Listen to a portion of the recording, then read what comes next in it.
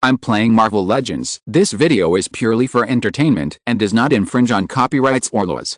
The rights to the novel and image belong to the original author. We do not claim ownership. Don't like waiting and want to listen to this fanfic in full now? Subscribe to our Patreon, where you'll find the best fanfics. Chapter 301, Deserted by Friends. S.H.I.E.L.D. Trident Headquarters. Nick Fury had just come out of Pierce's office and saw the eye-catching scene of Bucky and Steve when he returned to his office. His old face turned black and veins on his forehead popped up instantly. What's the matter? What's the matter? Are you serious? Be a decent person. This is the White House Plaza. It is conceivable that if this scene is broadcast, what will happen to those students and soldiers who have always idolized Captain America? It's good that they didn't turn evil directly. Aren't you afraid of parents reporting it? Is it too late for me to force the Inside Project to destroy Steve directly now? Nick Fury thought secretly in his heart. Clark, Coulson, office. Like Nick Fury, Coulson, who was also paying attention to the White House Plaza, felt that his three views were distorted at this time. As a loyal fan of Captain America, Clark even collected a full set of Captain America's cards. But now? Clark panicked whenever he thought of a bunch of J-Man cards in his pocket. I could even feel a faint illusion that something in my body suddenly tightened. I don't love you anymore. I don't love you anymore. Thinking of this, Clark immediately took out the card and threw it into the trash can with a look of disgust. As a New Age Mediterranean with ideals, morality, and culture, Clark said that he must completely sever his ties with the unhealthy trend. On the other side, the person involved in the White House square was Steve Rogers. Stop pouting, or I'll react to you if you pout again. Steve was really angry now. Although he had a very good relationship with Bucky, it was okay in private. In public, it was really immoral. But would Bucky pay attention to Steve? Of course not. You told me not to pout, right? I have to pout. Well then. After pouting a few more times, Bucky felt something different. Damn it. Since you can't make sense, I'll tie you back and talk slowly. Thinking of this, Steve immediately bit Bucky's neck directly at the big vertebra. Then, the 30V voltage directly flowed along Bucky's big vertebra to his brain. Indeed, the human body can easily resist voltages below 36V, but it depends on where. For example, if you lick a battery with positive and negative poles together, your tongue will also feel numb. And now? Steve bit through Bucky's skin directly, and the current went straight to the brain along the spine. In this way, after several consecutive current shocks, Bucky fainted immediately. Can you still play like this? Marfa was stunned, Tony was stunned, and Mr. President was also stunned. Is it okay to bite the opponent unconscious with one bite? Guys, let's retreat. Since the leader of the attack on the White House has been subdued, then the remaining few trash fish should be dealt with by Marfa and Tony. Thinking of this, Steve immediately prepared to evacuate while Tony and Marfa were dealing with the trash fish. However, something surprised Steve. I saw that the 12 electric warriors actually raised their hands together and made a surrendering gesture. You guys. Steve carried Bucky on his back, looking a little unbelievable. Captain. This is the last time I call you Captain. Since the establishment of the Thunderbolts, we have been deeply grateful for your careful teachings to us. Even when you asked us to play with you, we obeyed unconditionally. However, we are always members of SHIELD. In addition to being members of the Special Forces, we are also American citizens. We have families and friends. We can't be as carefree as you. Please forgive us. After saying that, the 12 people bowed to Steve together and never looked at Steve again. Of course, the above was not something they said out of emotion, or that they had suddenly repented. It was something that Marfa and Pierce had arranged long ago. Just when they fought before, Marfa had already told the Electric Warriors about his and Pierce's plan. In this way, with the Electric Warriors as tainted witnesses, are you afraid that Nick Fury can get rid of them completely? As for the safety of the Electric Warriors, that is even less of a problem. Not to mention that Hydra is an organization with faith, and its members are very loyal to the organization. The fact that they are superpowers alone makes the United States pay attention to them. After being detained for a few days, Marfa will use his military rank to guarantee them, so that they can leave the Avengers, join the US military, and become Marfa's personal guards. Isn't this equivalent to pulling them out of the clutches of the black salted egg? Anyway, the table has been turned with a black salted egg, and it doesn't matter whether there are these 12 spies. Rather than letting them continue to be used by the black salted egg, it is better to take back Hydra. Okay. I know that I am no longer worthy of being your captain now. You have to be careful of Nick Fury. He may be a spy planted by Hydra SHIELD. Without saying much, Steve immediately got on the motorcycle and prepared to take Bucky away. But is it possible? Not to mention the president and the White House guards who were demolished from the White House, even Tony would not let Bucky and Steve go so easily. Swoosh. 2 missiles directly overturned Steve's small motorcycle to the ground. Did I promise to let you go? Leave Bucky behind. For the sake of you and my father's friendship, I cannot attack you. Tony flew to the Mark 10 that had just launched the missile and looked down at Steve below, saying coldly, "Impossible. Bucky is my friend." Steve got up and rejected it. "My father was once your friend, but he killed my father." Tony's eyes were neither happy nor sad, but full of indifference. Tony was really powerless to complain about the pair of dogs in front of him. Aren't women attractive? For a big man who picked his feet, you, as Captain America, not only betrayed the United States, but also ignored the life and death of another friend. As long as Tony thought of his father using Steve to educate himself, he felt sick. "Okay, solve your own problems, I'll deal with the trash." Marfa flew to Tony, patted his shoulder and nodded. Since the lightning battle has been resolved, in order to reassure the president, Marfa must continue to act. After all, those guys are the elites of Hydra, and because of Adam, Dr. Zola, Marfa can indirectly control Hydra in his own hands. If he can save them, there is no reason for Marfa to leave them alone, right? "We will not surrender." One of the agents pulled the trigger and found that the energy was exhausted. He immediately threw the gun aside and left it to the president as physical evidence to incriminate Nick Fury. He took out a dagger from his waist and made a face of fighting to the death. Seeing this, the other agents understood instantly, and also followed suit and threw down their energy weapons, pulled out their daggers, and gathered with everyone.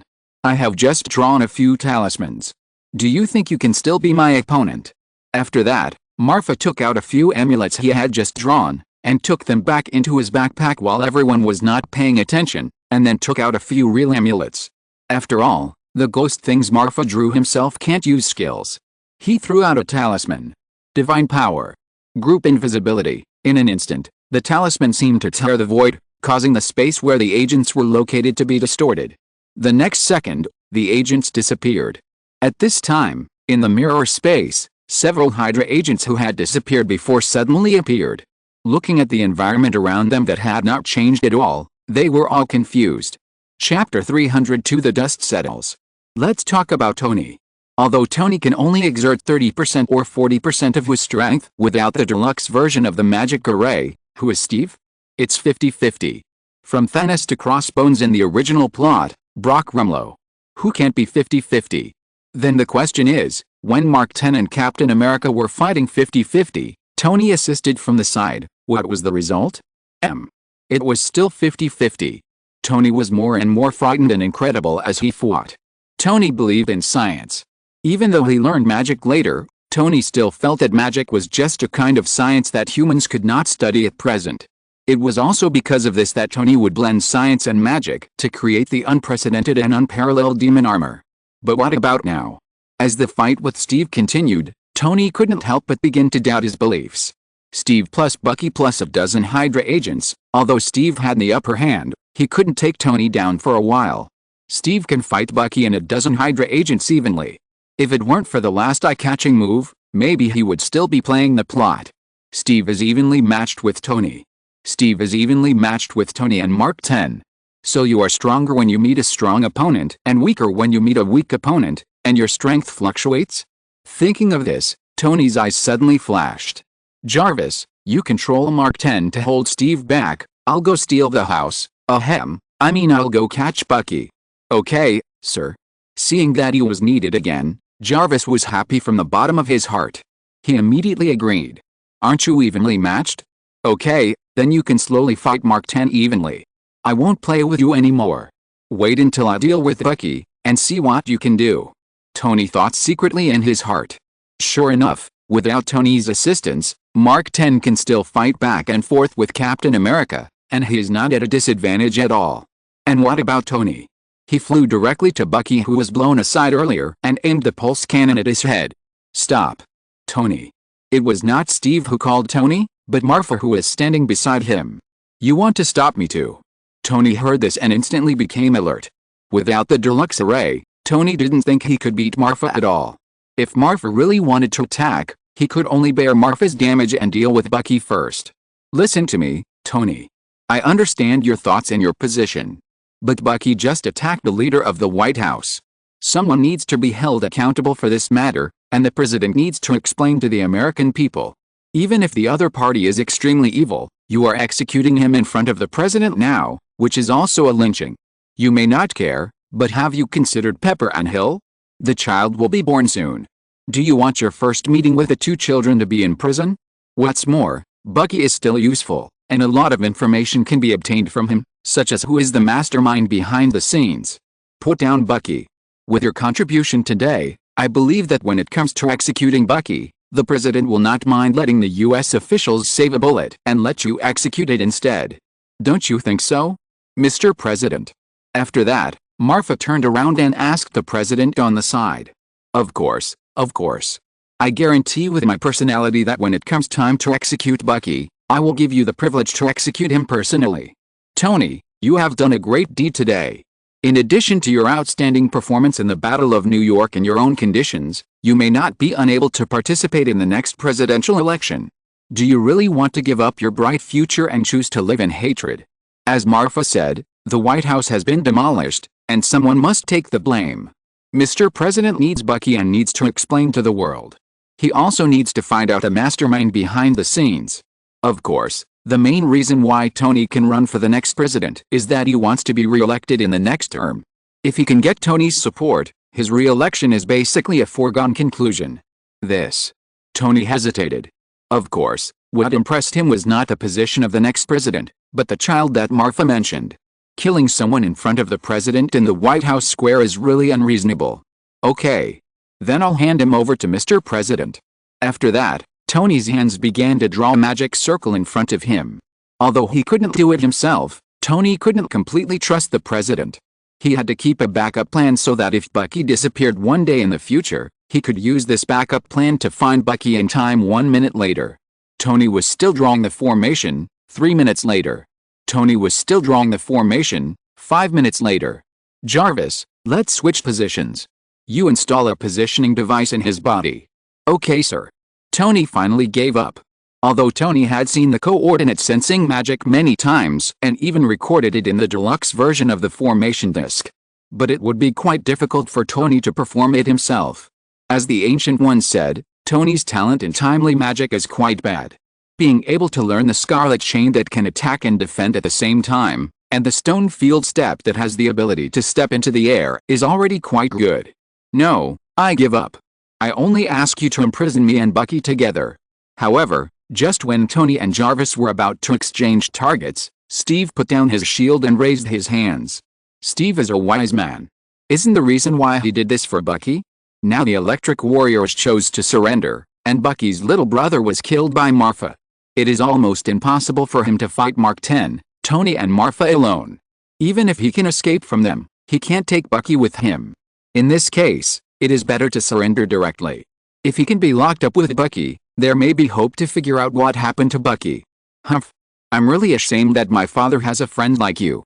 You don't deserve the shield he gave you. After saying that, Tony immediately picked up the shield that Steve put on the ground. Oh? What about me? To be honest, I'm quite interested in this thing. Marfa flew to Tony's side and pointed at the shield and said, "You know, this is a vanadium alloy shield. Comic setting, original adamantium alloy. Is there anything more suitable than this to strengthen the holy armor technique? What do you want this for? Play cosplay?" Tony frowned slightly, expressing confusion. But in the end, he still threw the shield to Marfa. "I don't want to have to take this shield back from you one day." Marfa's expression remained calm when he heard this. But in his heart, he secretly gave Tony a thumbs up. Congratulations, you guessed half right. Maybe one day, you will really want to take this thing back. But by then, this thing will probably have been thrown into the skill enhancement slot by me. Trident headquarters of SHIELD. Nick Fury collapsed directly in the office. It's over. Everything is over. Steve and Bucky were arrested. Bronski died. The Electric Warrior surrendered. The newly formed Avengers now only have Natasha and Barton left. It's too difficult for me. No. I have to retreat first. Judging from the situation this time, it is almost certain that Marfa has a problem. Others may not be able to see it, but Nick Fury, with the intuition of the King of Agents, can easily find that there are many problems with this incident. Apart from other things, Marfa's performance when fighting against 12 Electric Warriors can be described as a sea of slaughter. No talismans? That's not a problem at all.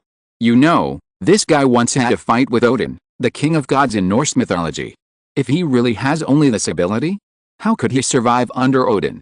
Moreover, Nick Fury was impressed by Marfa's poisoning skills. Why didn't he use it just now? From this, it can be seen that Marfa is definitely delaying intentionally. So why didn't he defeat or kill the Electric Warriors directly with lightning speed? There are only two possibilities. Either the Electric Warriors have already contacted Marfa, and they have even reached some kind of agreement in secret. Or Marfa doesn't want to participate in the battle between Tony, Bucky and Steve, excluding the possibility that he wants to take the opportunity to kill Tony. The conclusion is that Marfa doesn't want to attack Steve or Bucky. Continue to deduce from this. Marfa is not a Native American, and has not been baptized by Captain America's spirit, so he cannot be a fan of Steve like Clark. So there should be no obstacles to attacking Steve. Finally, the conclusion is drawn. Marfa does not want to attack Bucky. It's terrifying to think about it. It's terrifying to think about it. Maybe even this attack on the White House was directed and acted by him. Nick Fury thought secretly. Chapter 303 From Light to Dark. In the past, Nick Fury trusted Marfa so much that he believed Marfa's words again and again. There are undoubtedly two reasons. First, Marfa's family background is innocent. His mother is a kind witch, and his father is a person favored by the head of District 13. There is no stain in his past experience. In addition, Natasha took the initiative to recruit him to join SHIELD, which makes it difficult for people to think of other things. Second, Marfa has a good relationship with Clark or Sitwell, and even got the favor of his old leader, Pierce. Pierce is a teacher and friend to Nick Fury. Back then, he had a sharp eye and favored Nick Fury and promoted him. Now he is promoting Marfa all the way. This makes Nick Fury feel that Marfa is his junior. The existence of this relationship has greatly affected Nick Fury's judgment. Now, because of his suspicion of Marfa, Nick Fury is equivalent to jumping out of the fog. The authorities are confused, and the bystanders are clear. Now from an absolutely fair and rational standpoint, it is not difficult to see that Marfa's behavior has many problems. It seems that I have to make a big move. I will survive in the face of death? So how can you counter this time? Nick Fury murmured, and immediately picked up a special communication device to contact the Skrulls on the invisible spacecraft in low Earth orbit. The Skrulls are an ancient race from the Skrull planet in the Andromeda galaxy. Like the ancient Earthlings, they were also transformed by the Celestials. As a result, two branches were born. One of them is the Skrulls who had a life and death friendship with Nick Fury decades ago and have the ability to transform. They can record the target's physical parameters through retinal scanning, and transform into the other's appearance, and even imitate the other's abilities. Therefore, they are also called copycat aliens by some races in the universe. Of course, this appearance deformation and ability imitation are not unlimited. Whether it is the size or ability of the transformed target, it must be between 0.75 and 1.5 times that of the Skrull itself. Otherwise, it will not be possible to have perfect magic defense. Just like the Frost Beast, the huge size of more than 20 meters is far beyond the size of the Skrulls themselves. Even if they imitate it by force, it is just a mini version of the Frost Beast. Others can tell the real from the fake at a glance. When Captain Marvel, Carol Danvers, left the Earth, she left a few Skrulls for Nick Fury to help him protect the Earth. It can be said that this is Nick Fury's biggest trump card besides Carol himself. P.S. Please ignore the problem of the metamorphosis beast, just think of it as being taken away by Big Mom. On the other side, the temporary office of the President. Major General Maximoff, as the President of the United States, I highly praise your previous performance. Because of you and Mr. Stark, the United States not only saved face, but also found out the mastermind behind the scenes. I have just communicated with Congress, and we have decided to promote you to Lieutenant General. I hope you can continue to shine for the United States. But you still have to wait a few more days, After all, the necessary procedures still have to be followed. The president said in front of his secretary and a large number of senior executives. Upon hearing this, Marfa immediately saluted. "So what are you going to do about Nick Fury?" Marfa asked. "Damn Nick Fury, I've known about black people for a long time, I mean I've always felt that there was something wrong with him." The president looked at the people around him awkwardly, and was relieved when he found that they didn't care about it.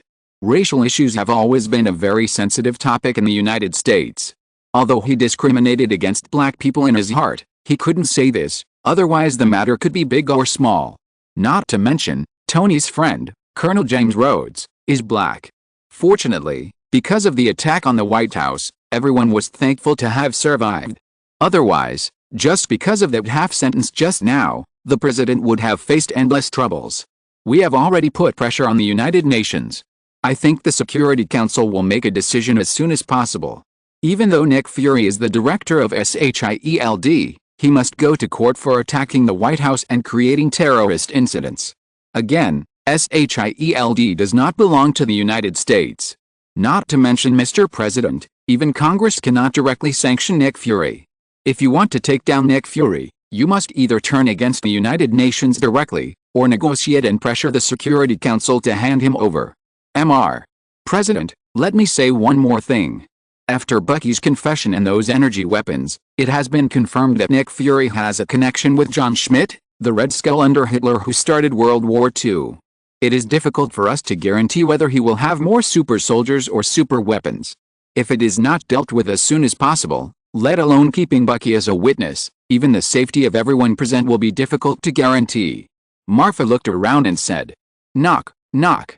At this moment, the door of the temporary office was knocked. A staff member rushed in without permission. Seeing this, everyone present frowned. You have to know that everyone sitting in this office is a person in charge of a party in the United States. For a meeting like this, let alone breaking in, even knocking on the door must be reviewed by layers of review. "What's the matter?" the president said. Bucky. The prison where Bucky is in prison was attacked. The entire prison was destroyed, and casualties are still being counted. But it has been confirmed that Bucky has been rescued. Steve Rogers also escaped in the chaos. Bang! The words of the staff member were like a bolt from the blue, and they fell directly on the heads of everyone present, making their heads buzz. Bucky was rescued. Steve escaped. What does this mean? This means that Marfa's prophecy has come true, so the prophecy behind it. Thinking of this, everyone couldn't help but take a breath of cold air, and only felt a chill on their necks. "Major General Maximov, I agree to your previous proposal to release the Lightning Warrior. Now, immediately, right now. I want you to bring them and bring Nick Fury to me. If necessary, you can do it at your own convenience." Now, everyone present was upset. The president directly issued an order despite the pressure from Congress and the Security Council. Although he knew that doing so would be detrimental to his career, this time it involved the safety of everyone present. It also involved the face of the United States. No one could consider anything else. "Yes, Mr. President." Marfa took the order and left, but a strange arc appeared at the corner of his mouth. Black Brindeg, don't blame me. This is an official order." And what was Nick Fury doing at this time? In the SHIELD prison, Nick Fury had been tied up by the Minister of the Security Council, Alexander Pierce. "Fury, look at what you have done. I, Alexander Pierce, have ruined my reputation in your hands." Pierce said to Nick Fury, who is tied up in the iron cage with layers of chains, heartbroken. Alice. Now that things have come to this, I have nothing to say. I just hope you don't forget what I told you before. Marfa is definitely not as simple as it seems. I'm afraid he is the real Hydra." Nick Fury lowered his head and sighed. "Of course. Do you need me to tell you? I knew it a long time ago. Not only that, I am also a Hydra." Ho ha ho ha. Alexander Pierce laughed wildly in his heart. But fortunately, Dr. Zola had told him not to reveal any clues until the moment he really grasped the dawn. In this way, although he couldn't ridicule Nick Fury properly, it didn't prevent Pierce from feeling secretly happy. I understand. I will definitely investigate Marfa. But I really can't do anything." Pierce continued to cry wolf. Inside a spaceship in low Earth orbit. Listening to Alexander Pierce's heartfelt words and looking at his distressed look, Nick Fury couldn't help but breathe a sigh of relief. I told you. Pierce is absolutely fine. It seems that I was worrying too much. For now, we still have to think about how to solve the problem of Marfa. Looking at the pager with a strange shape in his hand, Nick Fury hesitated for a while and finally gave up. Captain Marvel is similar to the Ancient One of Kamartaj. The only difference is that she protects the peace of the entire universe. Marfa is nothing more than a scourge among humans. If Captain Marvel runs across several galaxies to Earth because of Marfa, even Nick Fury will have a hard time explaining it. This pager cannot be used until the survival of the Earth is at stake. Thinking of this, Nick Fury immediately put the pager back into his pocket. If you're listening to this novel on a channel other than Fanfic World, it means they downloaded and uploaded it without effort. We cordially invite you to visit our channel, Mundo Fanfic Novelis. There you'll find the original version of this story and you can explore many other novels of various genres. We're waiting for you to immerse yourself in a world of incredible novels. Chapter 304 The Strongest Mistress in History. Being in Washington, D.C., the distance between the temporary office of the president and the Trident headquarters was almost negligible to Marfa. In just a few moments, Marfa had arrived at the familiar building of Trident. Thinking back to the first time she followed Natasha here, she was still a high school student who had just traveled through time and was insignificant. It had only been 2 or 3 years, and she was revisiting the old place, but the purpose of this trip was to capture the director of S.H.I.E.L.D. Guys, we will try to carry out the mission in a gentle way this time to avoid accidentally hurting our colleagues, understand? Marfa said to the 12 electric warriors. Before coming, the 12 electric warriors had already replenished the electricity at the Washington Power Hub, because they had just completed a major task of the organization, and they were all excited at this time. Marfa was afraid that they would accidentally cause trouble. The 12 electric warriors looked at each other and immediately agreed. Although they didn't know why Marfa said that at their level, since it was the leader who spoke, they certainly had to do it. As for why we have to use a gentle way. What a joke. More than 60% of the people in S.H.I.E.L.D. are Hydra. If they really throw hundreds of soul fire talismans, Marfa will lose a lot. After all, Adam is here, and these are all Marfa's future team. Killing them is painful. Everyone soon came to the gate of the Trident headquarters. The Trident headquarters is a building in the center of the lake. The cross-lake bridge at the gate of the building can accommodate 5 armored vehicles moving side by side, connecting the lakeshore and the island in the center of the lake. As a time traveler, Marfa knows that under this calm lake, there is also a huge underground base hidden. At least 3 or 4 aerospace motherships are being assembled and debugged at this time. You must know that these are all the money left by Howard Stark. Such a big hand, such a big investment. What is the exchange? In exchange, Black Egg concealed the truth about the death of Howard and his wife for the unity within his Avengers. In exchange, Black Egg arranged a female agent to investigate and monitor Tony after the birth of Iron Man. In Captain America 3, Baron Zemo deciphered the video of the death of the Howards from the S.H.I.E.L.D. files released by Natasha in Captain America 2. It can be seen that Nick Fury, who has the highest authority, must have known this long ago. If it was Alexander Pierce who did all this, then it would be completely understandable due to his position, but it happened that all these things were done by Nick Fury, which makes it easy to see his ambition. The appearance of Marfa and others quickly attracted the attention of the agents of the Trident headquarters. In less than 3 minutes, a large number of agents rushed out and surrounded Marfa. However, if you look closely, you can find that most of the agents' attention is not on Marfa, but on the teammates beside him. There is no doubt that as long as the S.H.I.E.L.D. agents dare to shoot, they will draw their guns at the first time and shoot the shooter. Marfa. No, why are you so nervous? We are all our own people, all our own people. Marfa was in tears. Almost all the agents in front of him were his own people, and the electric warriors behind him were also his own people, and even Pierce was his own people. This is so funny.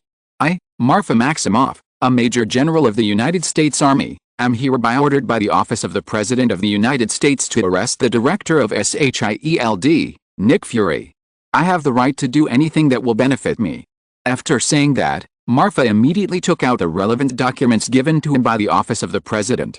It stands to reason that as a wanted criminal of S.H.I.E.L.D., even if he is protected by the U.S. government, S.H.I.E.L.D. can arrest him privately, and then negotiate with the U.S. government through high-level negotiations. But what about now?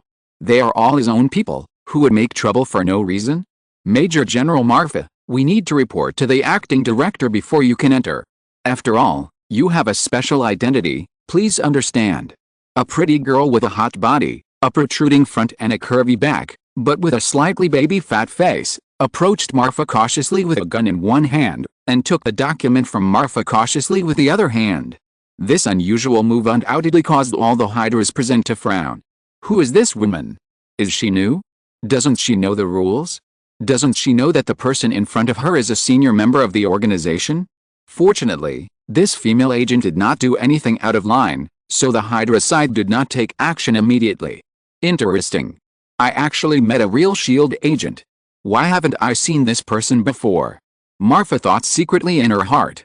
After confirming with Pierce, the female agent did not make things difficult for Marfa in the end, and took Marfa directly into the Trident headquarters building. However, despite this, the female agent's gun never moved away from Marfa for a second. Obviously, the female agent was already on guard against Marfa. Beauty, you look unfamiliar.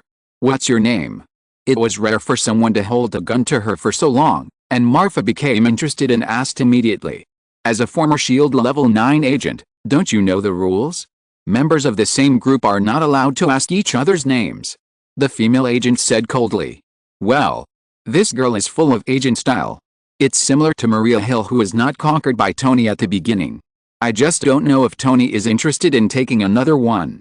Oh. Wait. At this age, with this personality and this hair color, could it be? Sharon Carter, I don't think you need to be so nervous. To be honest, the thing in your hand is just a toy to me.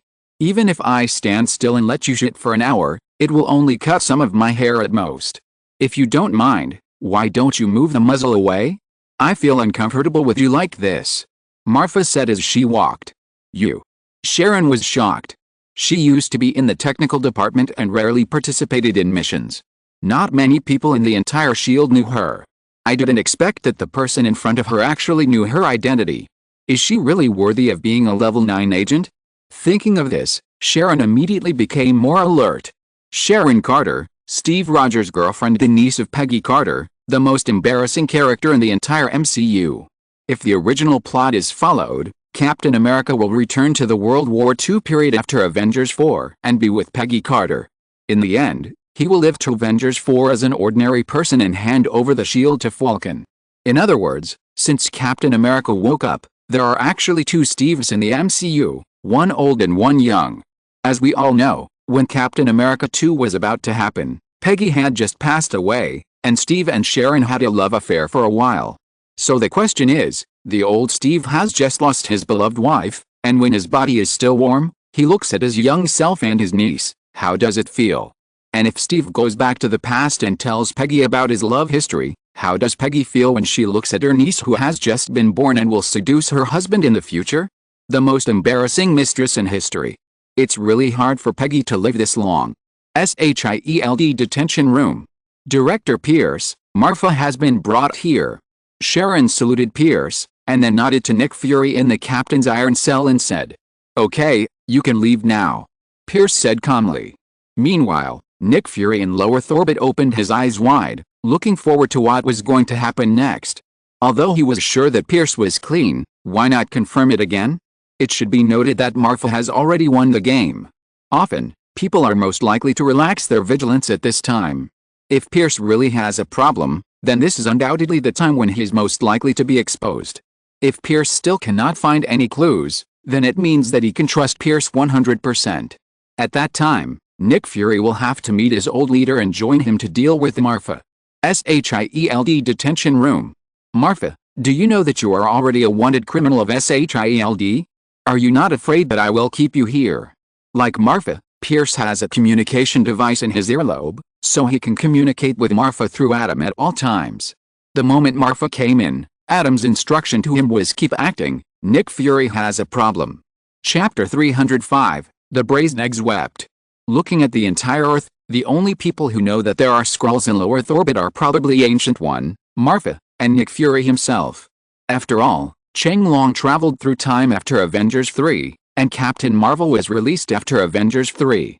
Nick Fury's trick of using a substitute for a dead person has appeared in Spider-Man's Easter eggs. Although Marfa traveled through time after Avengers 4 and did not see that part, Marfa has read 36 stratagems. He has a deep understanding of Nick Fury's shrewd personality. Therefore, as soon as Marfa entered the prison cell, Marfa used the Light of Temptation on Nick Fury. The Taoist version of the Light of Temptation allows Marfa to enter the other party's spiritual space. If it leaves a mark on the other party's spiritual consciousness, it can reverse its subconscious and make the target completely submit to Marfa. Nick Fury is certainly not worth Marfa's last precious quota for the Light of Temptation slavery, but this does not prevent Marfa from using this trick to identify the authenticity of Nick Fury. After all, the body can be disguised, but the memory and soul cannot be faked. There is no need to face the soul of Nick Fury head-on. The moment Marfa entered the spiritual space of Nick Fury, he withdrew. What did he see? What he saw was the vast sea of stars, and what he saw was a civilization that was completely different from the Earth. This alone was enough for Marfa to determine that the person in front of him was a fake. Since it was a fake, he must not be killed directly. Now, if Marfa wants to find Nick Fury, he has two options to choose from. One is to consume the last quota of the Light of Temptation, enslave the Skrull in front of him, and extract information from him. This method is the most direct and the most convenient. But it is not in Marfa's interest. It should be noted that Marfa had countless opportunities to control both Nick Fury and Alexander Pierce. But Marfa never thought of doing this. The reason is that it is not worth it. From its own interests, Marfa prefers to control a research-oriented logistics talent like Samuel or Banner. Only through them can Marfa obtain more powerful power outside the system. For example, the dual-core mode that has not yet been completed, and Xia Hong who has evolved into a unicorn. External forces are external forces after all, and the strength of oneself is the hard truth. As for the second method, it is naturally to use the fake in front of you as bait to fish out the real Nick Fury. And if you want to fish successfully, you have to let Pierce cooperate and play the trick well. Leave me? Ha ha ha. Marfa laughed. Stupid minister, don't you understand? The real problem is not me, but the black salted egg that you have promoted all the way. Pierce frowned very cooperatively when he heard this. What do you mean? I think you know that Nick Fury secretly studied energy weapons through the Cosmic Cube. That was a research project of Hydra in the past. Why is he so persistent in this project? Brock Rumlow and I went to capture Bruce Banner. In order to get Dr. Banner, he sold me to General Ross. Why? Isn't it because he covets the power of the Hulk? I collected a lot of information from General Ross, including some research materials on the Hulk. The Hulk is an accidental product of the super soldier serum and gamma rays. From the moment he was born, he catalyzed two personalities, which are independent of each other and integrated into one. There is a great deal of uncontrollability in itself, and it is not an exaggeration to say that he is a human-shaped nuclear warhead. Just imagine, why is Nick Fury so persistent in him? After that, I used my ability to secretly contact Dr. Banner several times, hoping to find out the truth. However, Dr. Banner told me that he was under house arrest by Nick Fury, and every day someone secretly collected his hair, urine, and even feces under the pretext of cleaning. Why is this? Think about Steve Rogers, the first experimental subject of the super soldier serum. Why is Nick Fury so keen to revive him? Isn't it just for comparison with the Hulk serum? Although I am not a fearless man for the country and the people, nor a genius of the smart Jedi. But I don't want to see the power of the Hulk abused, and I don't want to see Dr. Banner's children can't see their father as soon as they are born. Marfa said passionately, and that look seemed to be true. So you planned Andrew's murder of Brock Rumlow. Hearing this, Pierce's eyes became sharp. Obviously, Marfa's 9 true and 1 false words made him believe it. What kind of lies are most likely to make people believe? That is undoubtedly 9 true and 1 false. Because the true part accounts for the vast majority, there are often more side confirmations, which make people have to believe. No. We are acting, how could I take it seriously? The bastard Marfa acted too well.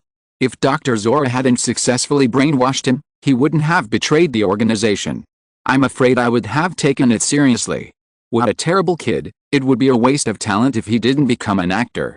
With Adam's reminder in his mind, Pierce instantly woke up from his suspicion of Marfa.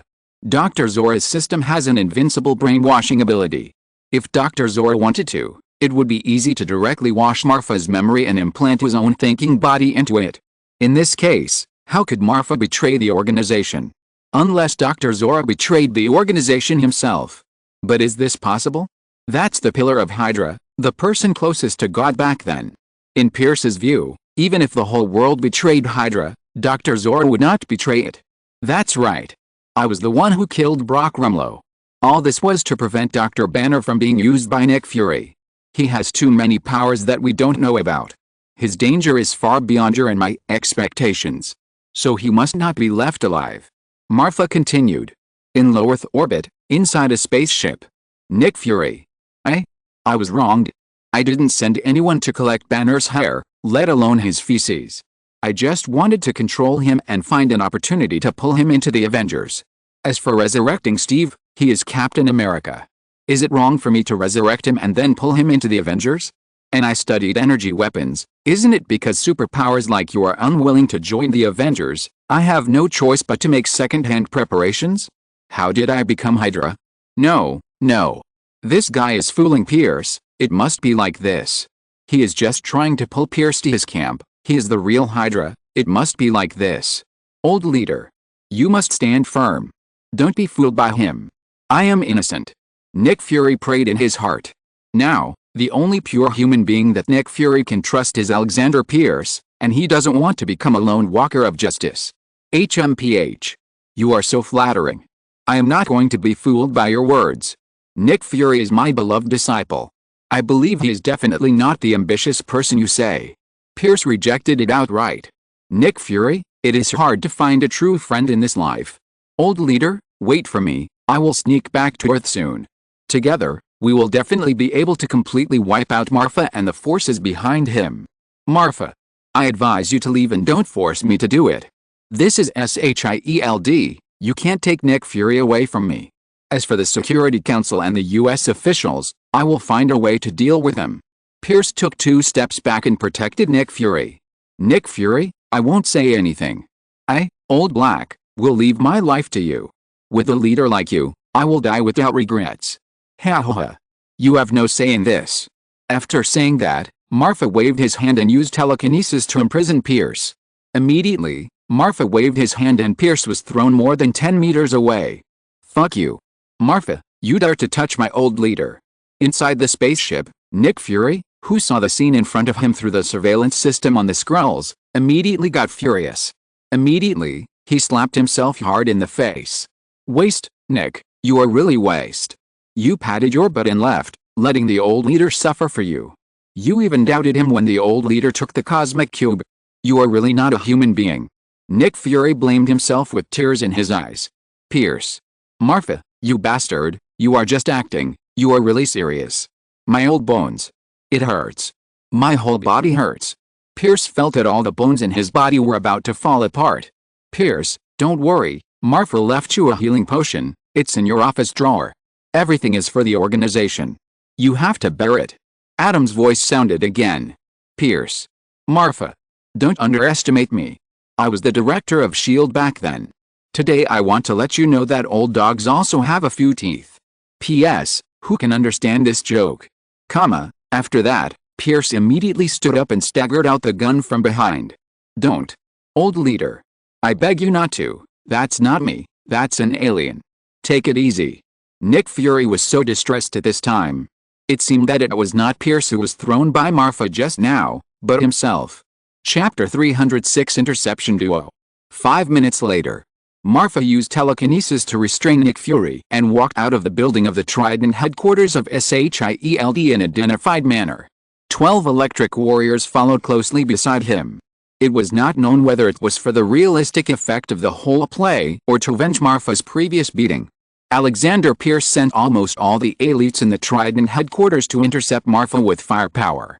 Bullets were flying and artillery fire was raging behind them. However, the 13 people did not change their expressions and walked slowly forward on their own. Whether it was the electromagnetic force field jointly opened by the electric warriors or Marfa's own telekinetic barrier, they refused to be penetrated by these ordinary guns and shells. Director, don't you want to say something? Looking at Nick Fury quietly floating in front of him, Marfa couldn't help but sneered. HMPH, the winners are the kings and the losers are the bandits. I have nothing to say. S.H.I.E.L.D. is an organization under the Security Council. If you force your way into the Trident, you will inevitably be condemned and sanctioned by the Security Council and even the whole world. Nick Fury obviously did not intend to reveal his true identity. With his Skrull ability, as long as Marfa did not kill him on the spot, he would have countless ways to escape from Marfa's clutches. After all, the Skrull's transformation can be perfectly imitated from fingerprints to irises, and even abilities. With such an ability, it is not difficult to escape no matter what the imprisonment environment is. In the Earth's atmosphere, an invisible spacecraft is quietly landing at this time. There is no doubt that this is the real Nick Fury.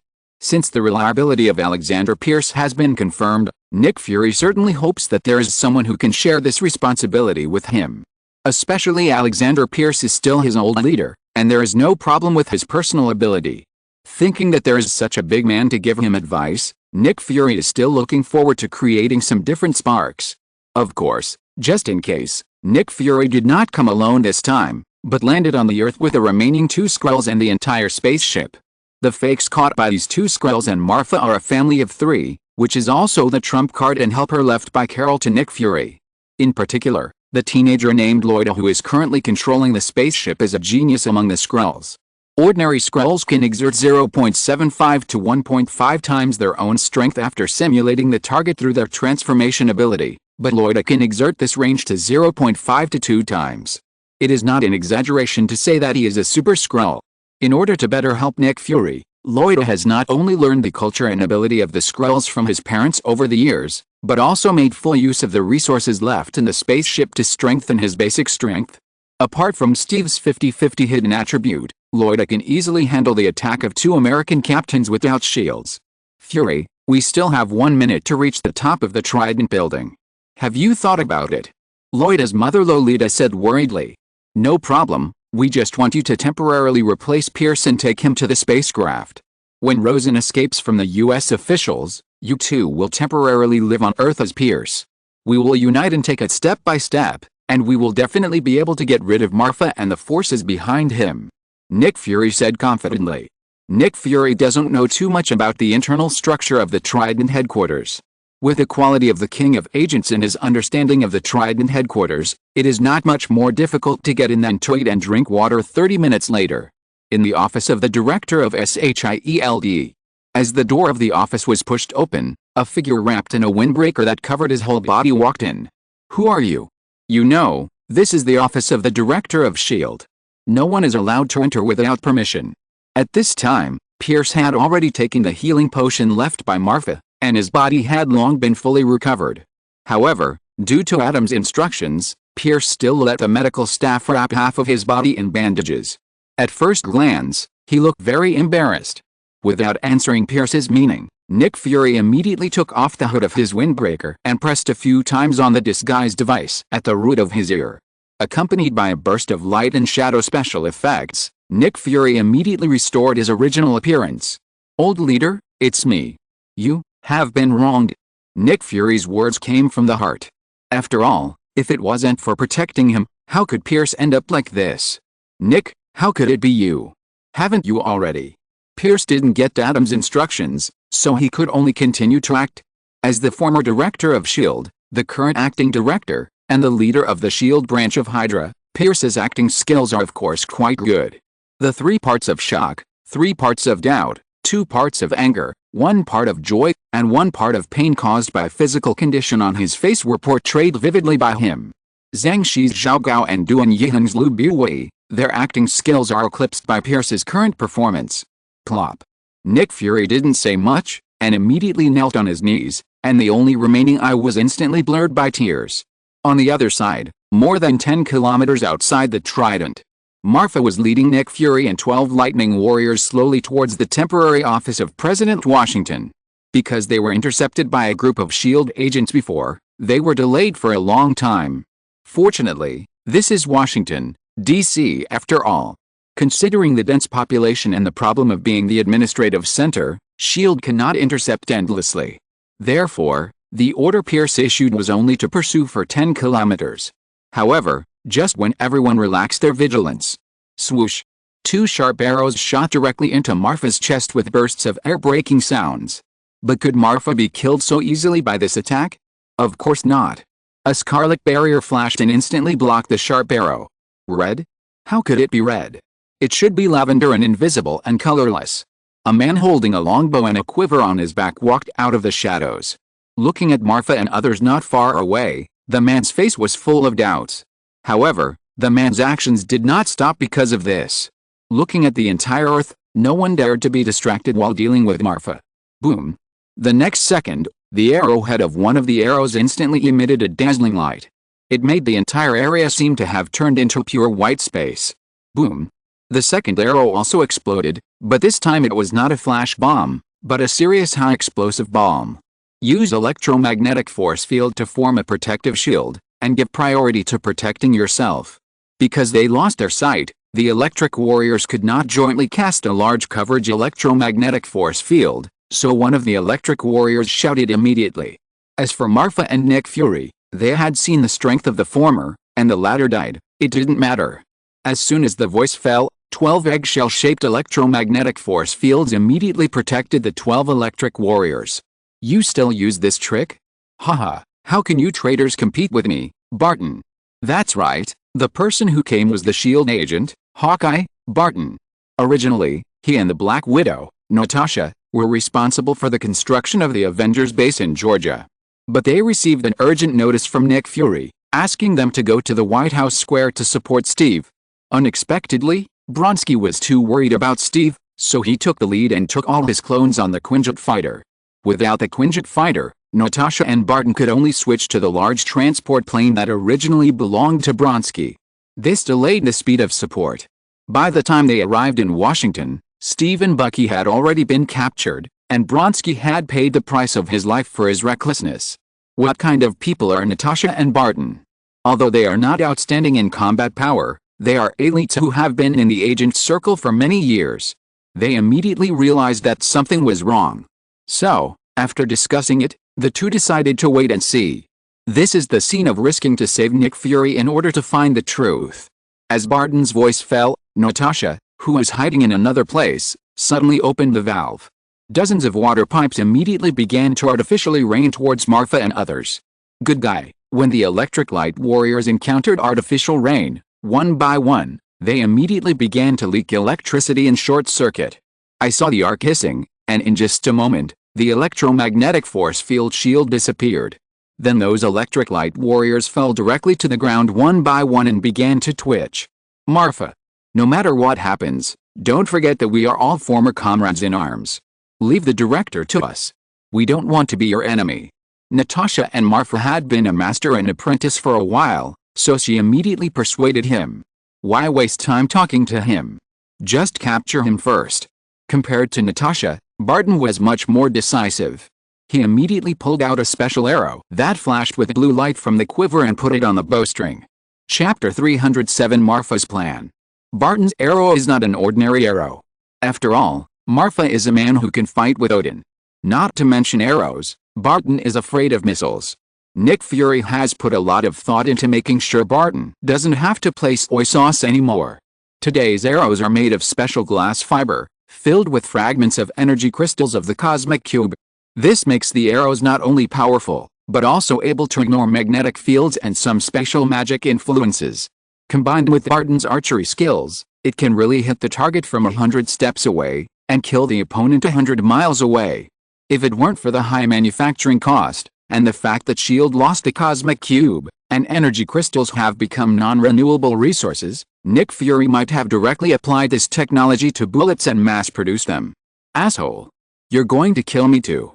Nick Fury naturally knew how powerful the thing in Barton's hand was, and he was so scared that his eyes almost popped out.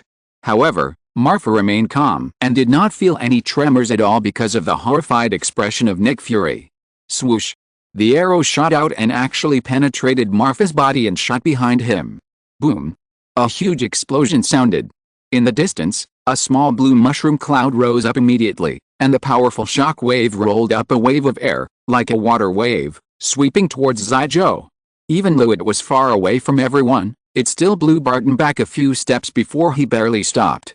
Haha. See. I knew that this thing would not work on him. Natasha said on the side. Which side are you on? Barton's face turned black and he said dissatisfiedly. But Nick Fury had already broken out in a cold sweat.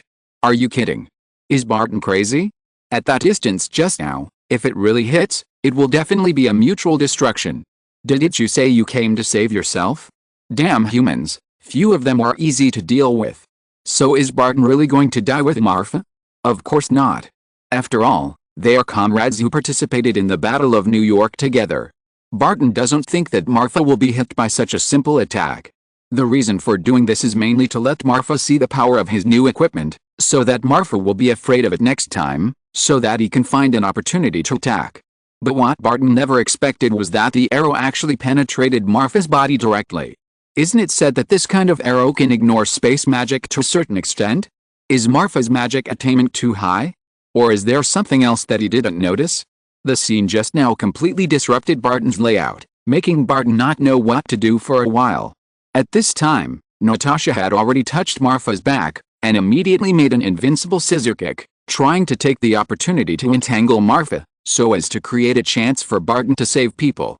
After all, Natasha and Marfa had known each other for a while, and Natasha didn't believe that Marfa was such a ruthless person who would kill her directly. However, her expectations were disrupted by the scene in front of her, just like Barton. Because Natasha's legs also missed the moment she kicked Marfa. "Barton, it's an illusion!" Natasha exclaimed. As soon as the voice fell, Marfa slowly fell from the air, looking at the two people in front of her with a playful look. As expected of the famous Black Widow, Natasha Romanoff, you discovered her so quickly. No. You are not Marfa, who are you? Natasha's expression suddenly froze, and her eyes were immediately filled with a full of vigilance. Well, as soon as these words came out, it was like adding water drops to a frying pan, and everyone present was in an uproar. Because of the short circuit, the Electric Warriors were stunned, Nick Fury was stunned, Barton was stunned, and even Rhoda and Lolita, who were in the spaceship monitoring everything through Nick Fury, were stunned. This is not Marfa, then who is he? And where is Marfa? Oh no. We fell into a trap. Rhoda was the first to react and immediately wanted to contact Nick Fury. However, the hand he just stretched out was directly cut off by a sharp blade, flashing with silver metal light. Who? When? Lolita and Rhoda followed the knife shadow just now. But they saw a silver humanoid monster standing in the main control room of the spaceship. Hey. It turns out to be a Skrull. I wonder why the master arranged it this way. There is no doubt that the person who spoke was Xiaoyan, who had not appeared for a long time. Riot. Don't take it lightly. Marfa asked us to come together instead of letting you and Xiaobei come. There must be a reason. The voice this time was a male voice. You are Pietro Maximoff and the symbiote. As two well-known races in the universe, the Skrulls and the symbiote certainly know each other a little. Sure enough. Nick Fury was right, there is really something wrong with you. Lolita, who had a broken arm, said. You can actually recognize me. Pietro was a little unbelievable. After all, it was also his first time using Riot. Logically, when he saw Riot, the first person he thought of should be Xiaobei or Marfa. We have already studied the information about you and Wanda. In this case, the one on Rosen's side should be Wanda. Lolita said firmly. Rosen? Are you talking about that fake black salted egg?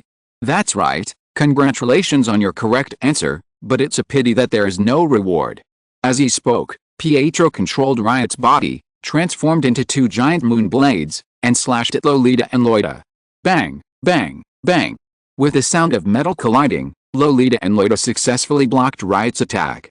No. Impossible. How can there be two Riots? Pietro said in shock. What's so strange? The ability of the Skrulls is to transform into other races and imitate their abilities. However, they can only imitate me, and they can't imitate you who are wrapped by me. You are really worthy of being the master. I'm afraid he has thought of this a long time ago, so he let us form a temporary team. Riot exclaimed. You. Damn it. You won't end well. Riot's physical strength original exceeded the upper limit of Lolita's transformation. Even Lolita could not simulate the current Riot 100%. If there was only Riot, maybe he could still fight with the advantage of numbers, and at least one of them could run away. But now? What's the matter? Or who can run faster than Pietro? Sure enough, with Pietro's superpowers being mobilized, Riot, with the added speed, was like a humanoid weapon. The huge moon blade swung without leaving any after images, and easily killed Lolita and Loida. Let me eat them. Although I don't need their ability to transform, if I can get their ability to imitate the opponent's ability, I think it will be helpful to the master. Riot said. This. Pietro hesitated. The two of them are now in a symbiotic relationship. When Riot eats, he can also feel the taste. If it is an animal, it's fine, but this is a human. Even if it is an alien, it is still a human, right? Forget it, why not take them back first? Maybe Marfa has other arrangements. If he doesn't need them, it won't be too late for you to eat them then. Pietro persuaded. After all, the guy who is now teaming up with him is not the Phantom guy, and it is hard to say whether Riot can listen to him. Okay, there are 3 anyway.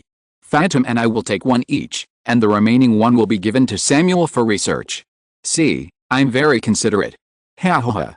Riot happily distributed the bodies of Lloyd's family of 3, not noticing Pietro's pale face. In the Battle of New York, although Pietro also killed a lot of aliens, it was a different time. Back then, he was on the battlefield to save the entire New York City, but now? Although it was to protect Marfa and the whole family from Nick Fury, active and passive are unavoidable topics. What's more, Riot said that Phantom would eat 1, which means that he would have to endure the feeling of eating aliens again in the future. Why do you want to do all that? If you don't like to eat, you can just find a cat or dog and let Phantom parasitize them and do it for you. It's no big deal. What's more, Nick Fury has already put the owner on the wanted list. If you don't kill them, they will do it to you sooner or later. Can you bear to see Wanda and the owner in danger? You must know that the rule of the universe is that the strong are respected, and the weak are only worthy of being slaves and food. Riot was parasitizing on Pietro at this time, and of course he could feel Pietro's thoughts. As Marfa's loyal pet, Riot didn't want Pietro to have a grudge against his master because of this. You're right, I'm indecisive. After figuring everything out, Pietro nodded and said. At this time, Wanda on the other side was not idle either. According to Marfa's arrangement, her teammate this time was Pietro's younger brother, the symbiote Phantom. Previously, the reason why Patton's arrows were able to penetrate Marfa was because the Phantom created an illusion using his own ability. Chapter 308 Mental Burst. Symbiotes are a very special group in the universe. They are anaerobic, averse to heat, afraid of fire, and afraid of sound waves. Anyone who knows a little bit of information can easily wipe them out. As the saying goes, when God closes a door for you, he will also open a window for you. Once a symbiote parasitizes in the host, it can share some of the host's vital signs. For example, if it parasitizes in the human body, it will not have the defect of anaerobicity. But this is still not enough. Who would want to be parasitized by others for no reason? Therefore, in the long evolution, the symbiote family has evolved new abilities, which are, by devouring and fusing genes, there is a certain probability of obtaining the host's abilities. Harden and soften the body, so that any part of the body can be turned into a sharp weapon. It can even transform and amplify the host's original abilities. In this way, the symbiote immediately changed its previous status as a street rat and became a popular commodity loved by everyone in the universe. Under the virtuous cycle, the symbiote group absorbed more and more special genes, and became a natural gene pool. Different genes, different individuals, and mutual reproduction resulted in the possibility that each new symbiote would randomly awaken a hidden ability. For example, Riot's amplification rate and weapon hardness, Sandstorm's ability to control sand, Phantom's ability to create illusions, and Venom. Because Venom did not awaken innate abilities, it was better than other members of the same race in terms of the ability to devour and fuse hosts. Of course, this also led to it becoming the weakest of the entire symbiote group before it devoured more powerful abilities. Brazilian Reinforced. HU. Ziofu, do I have a cold, or is someone talking about me? I always feel weird. Next to the fire, a handsome blonde man muttered to himself. In his hand, he was holding a leopard leg that was crispy on the outside and tender on the inside, sizzling with oil. Next to the fire, dozens of wooden sticks were each holding a skinned and cleaned anaconda. The surface was slightly burned, and it was obviously almost cooked. Probably. We have been sleeping in the open all day long. Although the food is good, it is really hard. I think we can find a place to rest for a few days, and then go somewhere else. The blonde man said in a completely different voice from before. There is no doubt that this person is Flash and Venom, who are still traveling around the world. No. I don't want to. We agreed that we will travel around the world and eat all over the world. Let me see. African elephants, African lions, giraffes, ostriches, kangaroos, koalas. As he said that, Venom controlled Flash to take out a notebook from the travel bag and started to recite. He even crossed out the animals he had eaten while reciting. I've decided.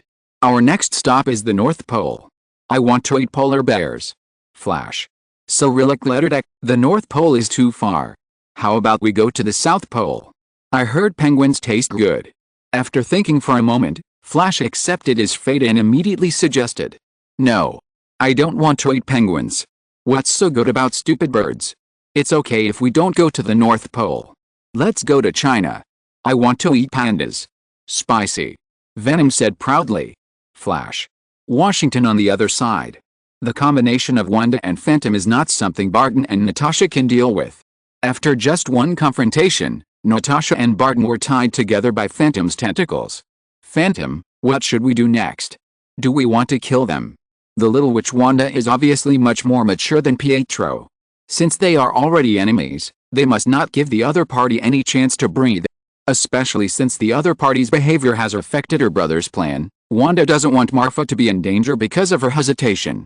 The Maximov family's incense still depends on Marfa's inheritance. It doesn't matter whether Pietro is dead or alive, Marfa must not be in trouble. As for Natasha, knock her out first. Let Ziobe watch her later. After all, she has a good relationship with the Master. As for Barton, let Riot eat him later. Doesn't it always want to eat people? I see Barton has a lot of muscles, Riot should like it. Phantom said after thinking for a while. Barton, no. I don't think I will be delicious. Too much muscle will get stuck in my teeth. And I often stay up late, and my body has various diseases. Eating me will affect your health. Barton was a little uneasy.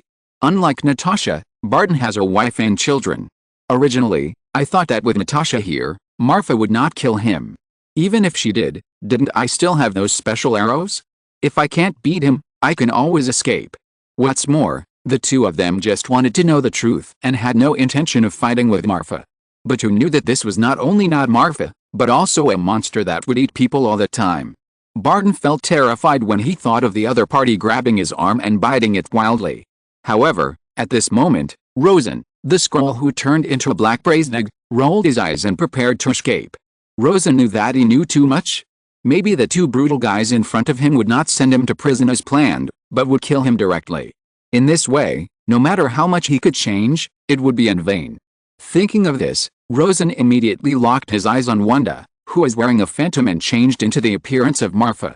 His eyes moved, but he saw that Rosen's pupils flashed with golden light, and his whole body turned into the appearance of a phantom. It turns out to be a symbiote. I was wondering why he seemed to have a dual personality. After learning the true identity of the other party, Rosen immediately used the power of the phantom to transform himself into a pool of blue mucus. Wanda, who was not careful at the moment, was directly freed by Rosen. After escaping the shackles of magic, Rosen immediately locked his eyes on the bald eagle that had just flown over his head. The next second, he saw Rosen's entire body change instantly, and in the blink of an eye, he had turned into a bald eagle the size of a person. There was no way, the Skrull's transformation was limited, and with Rosen's strength, he could not perfectly transform into a normal-sized bald eagle. Fuck. What a big bird. Phantom was the first to react and exclaimed immediately. Wanda. Natasha. I always feel like you are driving, but we have no evidence. Quick. Let me go, I can shoot him down. Seeing this, Barton's eyes lit up and he spoke immediately. At this point, there is no doubt that Nick Fury must have a problem. Combined with the information Steve gave Natasha, it can be almost concluded that even Nick Fury must have participated in some evil human body modification. Let us go, we just want to know the truth, not to be your enemy. Now, since the director has shown supernatural power, there must be something wrong with him. We believe in our own eyes, and of course, we also believe in Marfa. Barton said sincerely. Of course, it is hard to say how much of it is because he does not want to be eaten. Let us go, I will give Marfa an explanation for this matter. Of course, before that, we will never run away. Barton is very good at shooting birds, he can help you. Natasha also said. Wanda looked at the two people, and then looked at the big bird that Rosen turned into, and finally let Natasha and Barton go. just when Barton bent his bow and arrow, ready to shoot it down. Wanda murmured softly, and a longbow formed entirely by magic suddenly appeared in his hand. Barton.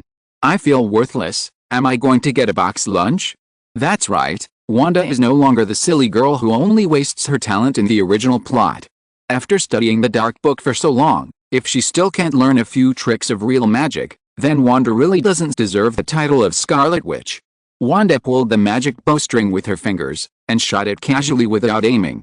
But the scarlet arrow immediately flew in the direction of Rosen's escape. Seeing that the arrow was about to pursue Rosen, Wanda immediately formed seals with both hands. In an instant, the arrow exploded in the air.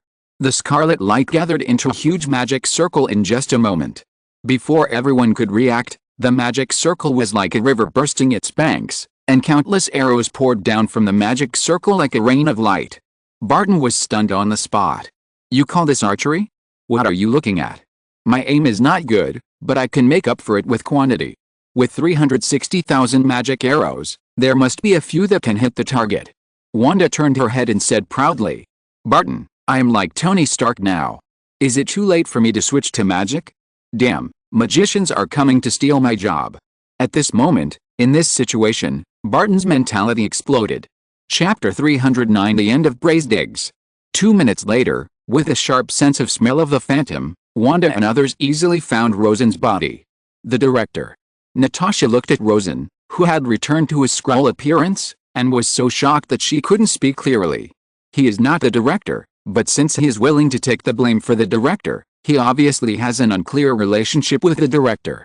Barton said in a deep voice, Ha ha ha, you have some brains. This guy is a Skrull from the Skrull planet in Andromeda.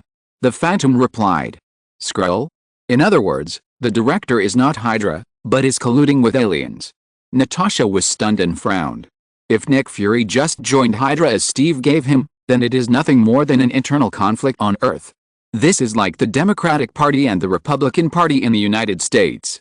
Although there are various contradictions because of the difference in representing interests, in the end, they are all Americans. No matter who is in power, they will eventually put the interests of the United States first. The appearance of aliens is different. It's like a traitor in the United States, colluding with other countries. No matter what he is planning, the final outcome will definitely affect the interests of the United States itself. So director. No, Nick Fury wants to unite with aliens to do something on Earth? In this case, it makes sense that he arranged for his men to attack the White House. Natasha thought. At this time, Nick Fury, the object of Natasha's imagination, was still explaining everything to Pierce.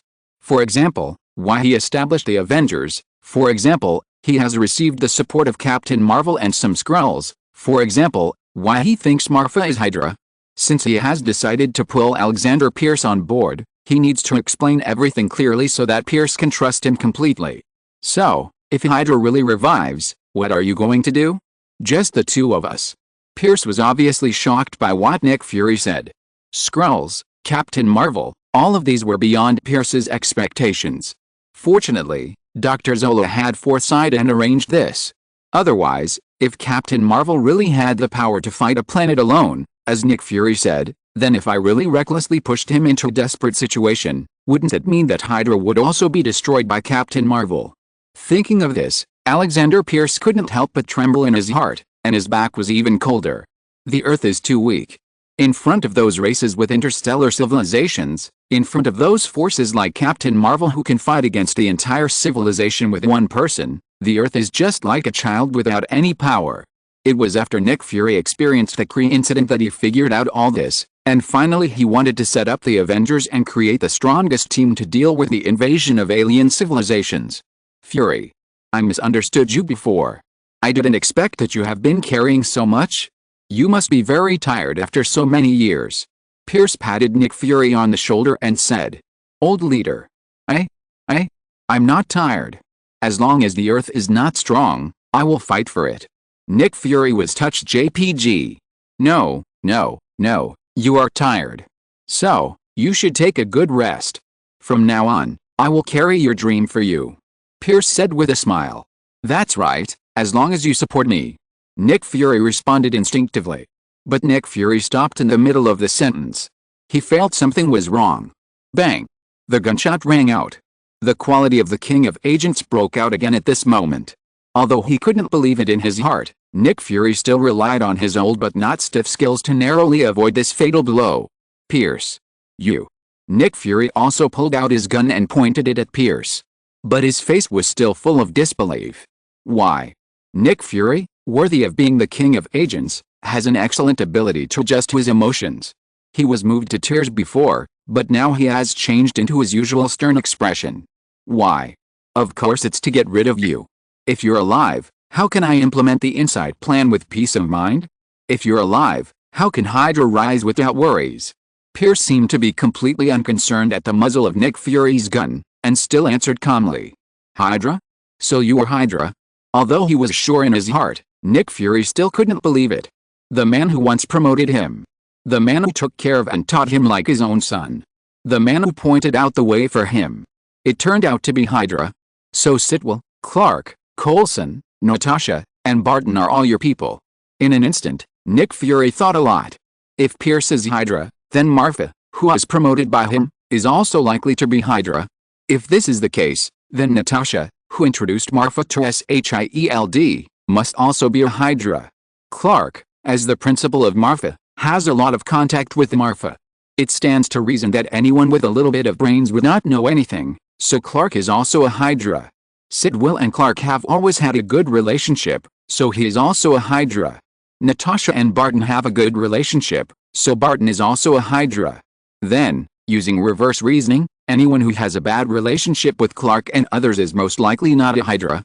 Crossbones, Brock Rumlow, has always been at odds with Clark, and when he captured Bruce Banner, he also had a grudge with Marfa.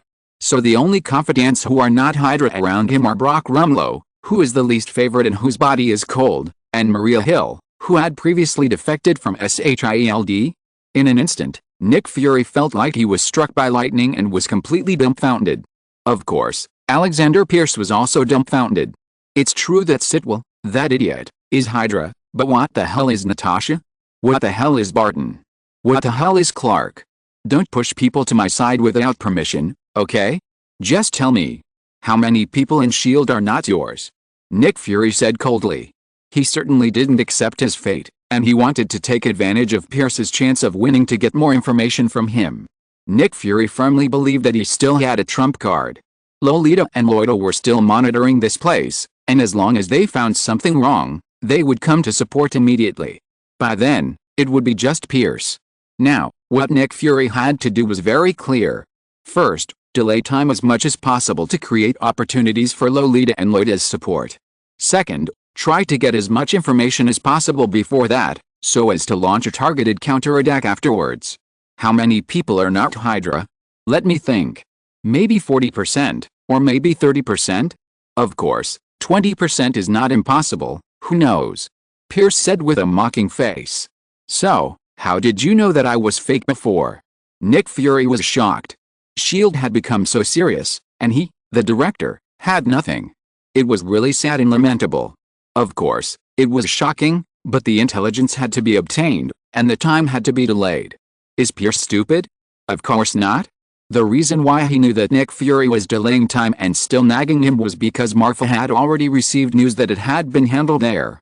In this case, based on the principle that villains talk a lot, Pierce certainly didn't mind Nick Fury leaving the world with full of despair and a belly full of information that no one told.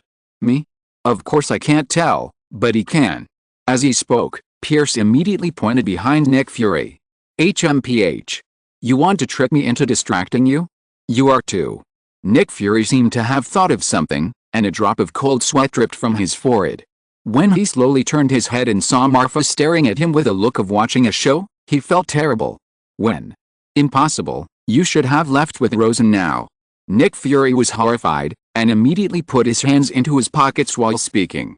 At this point, he could no longer care about anything else. In any case, he had to inform Carol first.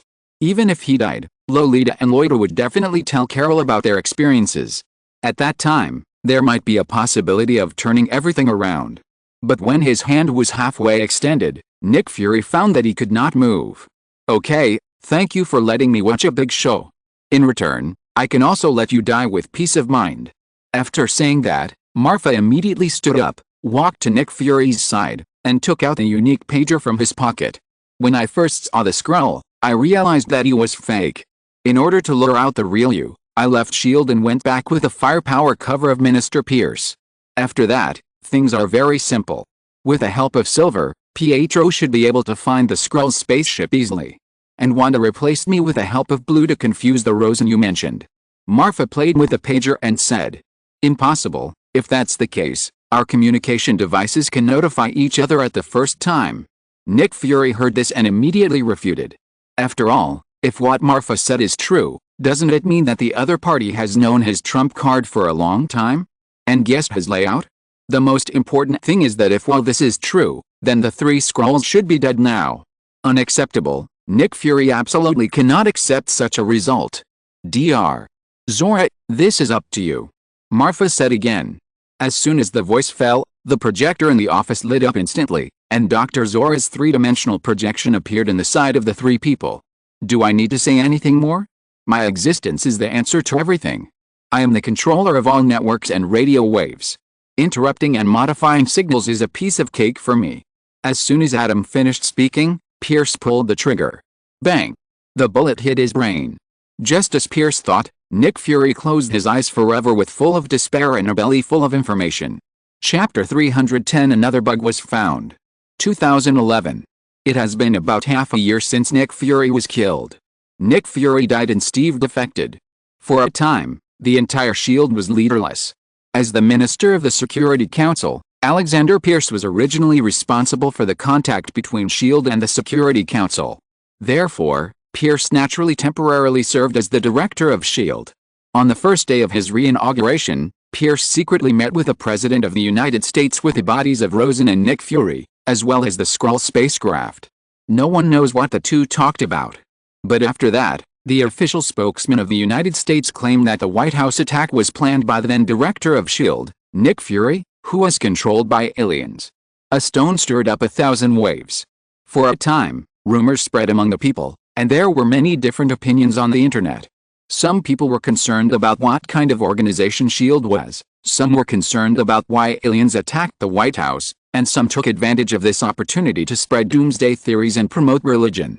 Just when public opinion was about to get out of control, Pierce, as the new director of S.H.I.E.L.D., actually appeared in public and spoke.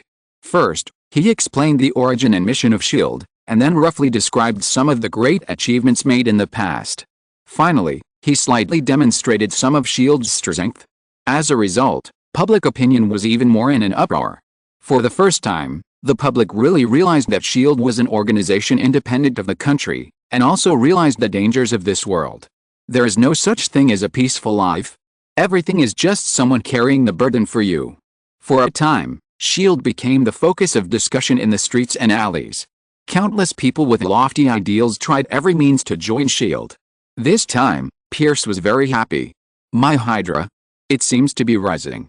Taking advantage of this public opinion, Pierce immediately revoked the wanted order for Marfa, and announced that Marfa had made great contributions in the fight against aliens, and directly promoted him to the deputy director of S.H.I.E.L.D.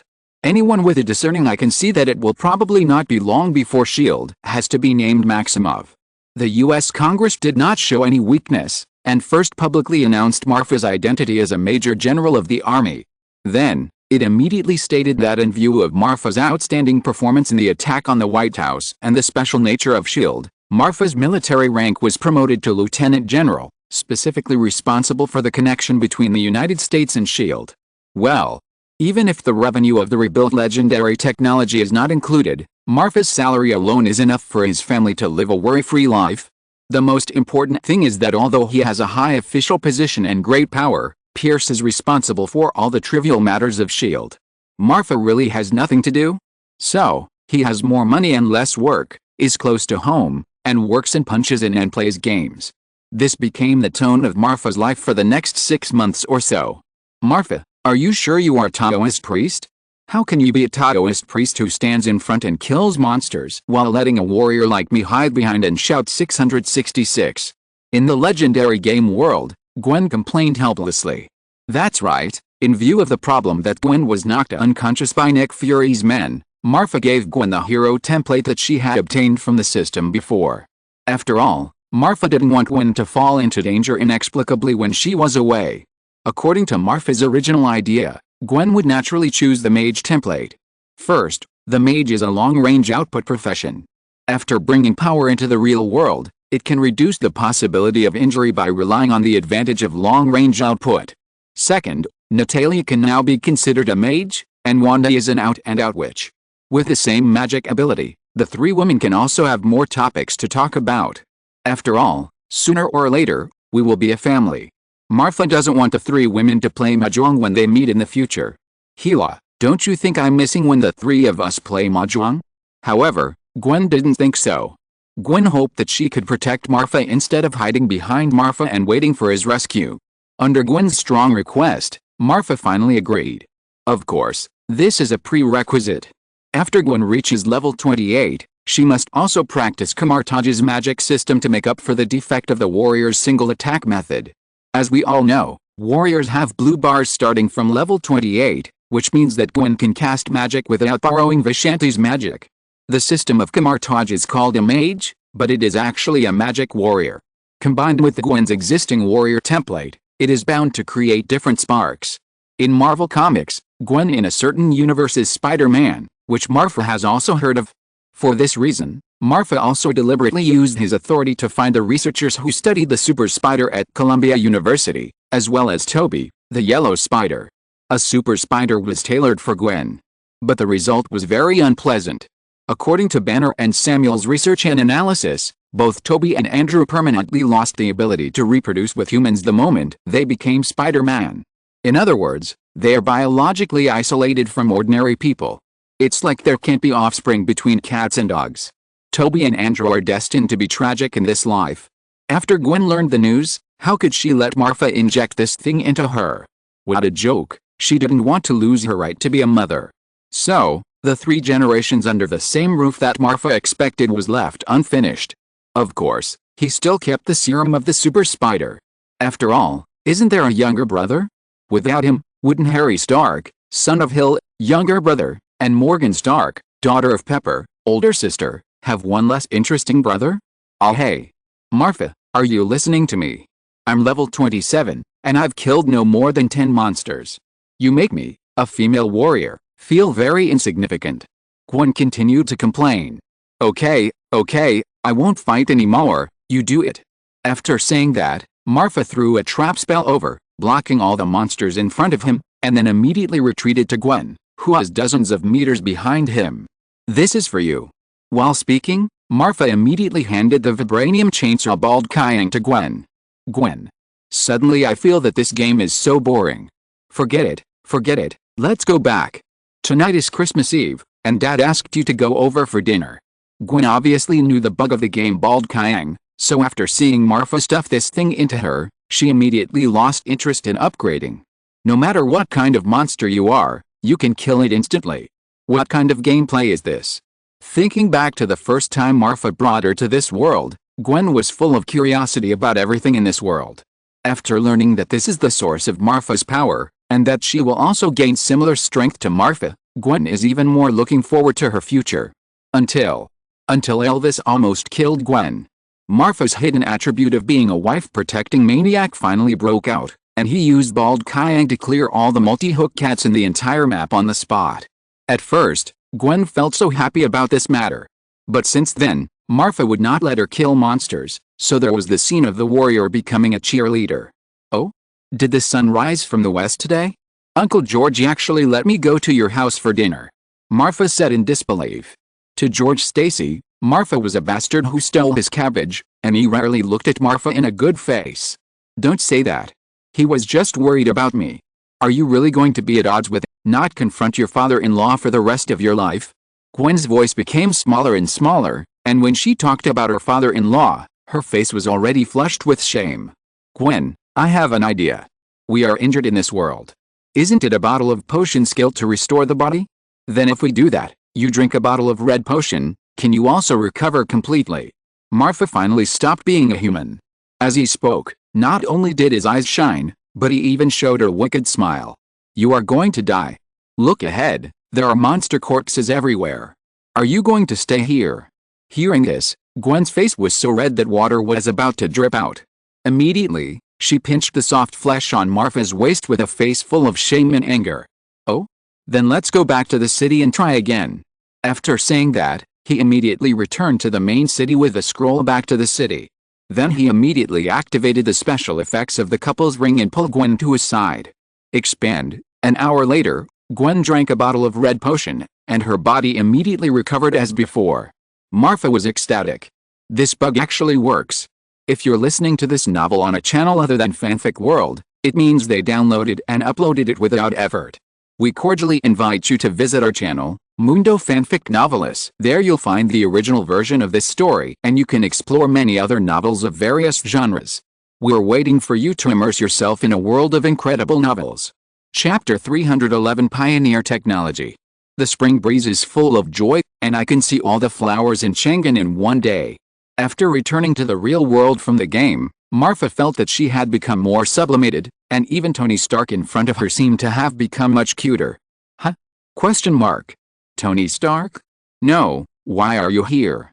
Marfa reacted suddenly, and her hair was blown up. Gwen, who was standing next to her, seemed to be caught, and her head was almost buried in the floor. I've been here for a long time. What are you doing? For 5 hours, you just sit there holding hands and staring blankly? If Jarvis hadn't said that your vital signs were normal, I would have sent you to the hospital directly. Tony said with a pout. We are playing 123 Wooden Man, what do you know? Marfa immediately argued. But it would have been better if he didn't say that. When Marfa opened his mouth, Gwen's face became even redder, and she immediately shook Marfa's hand and ran out of the meditation room. Okay. This is Kamartaj. You have the Eye of Agamotto, so you have the final say. Tony said with an expression of obvious disbelief. He had seen Gwen's behavior before. Back then, before he and Pepperhill had confirmed their relationship, Tony often brought the cover girl home. The next day, when the cover girl saw Pepper, her expression was exactly the same as Gwen's now.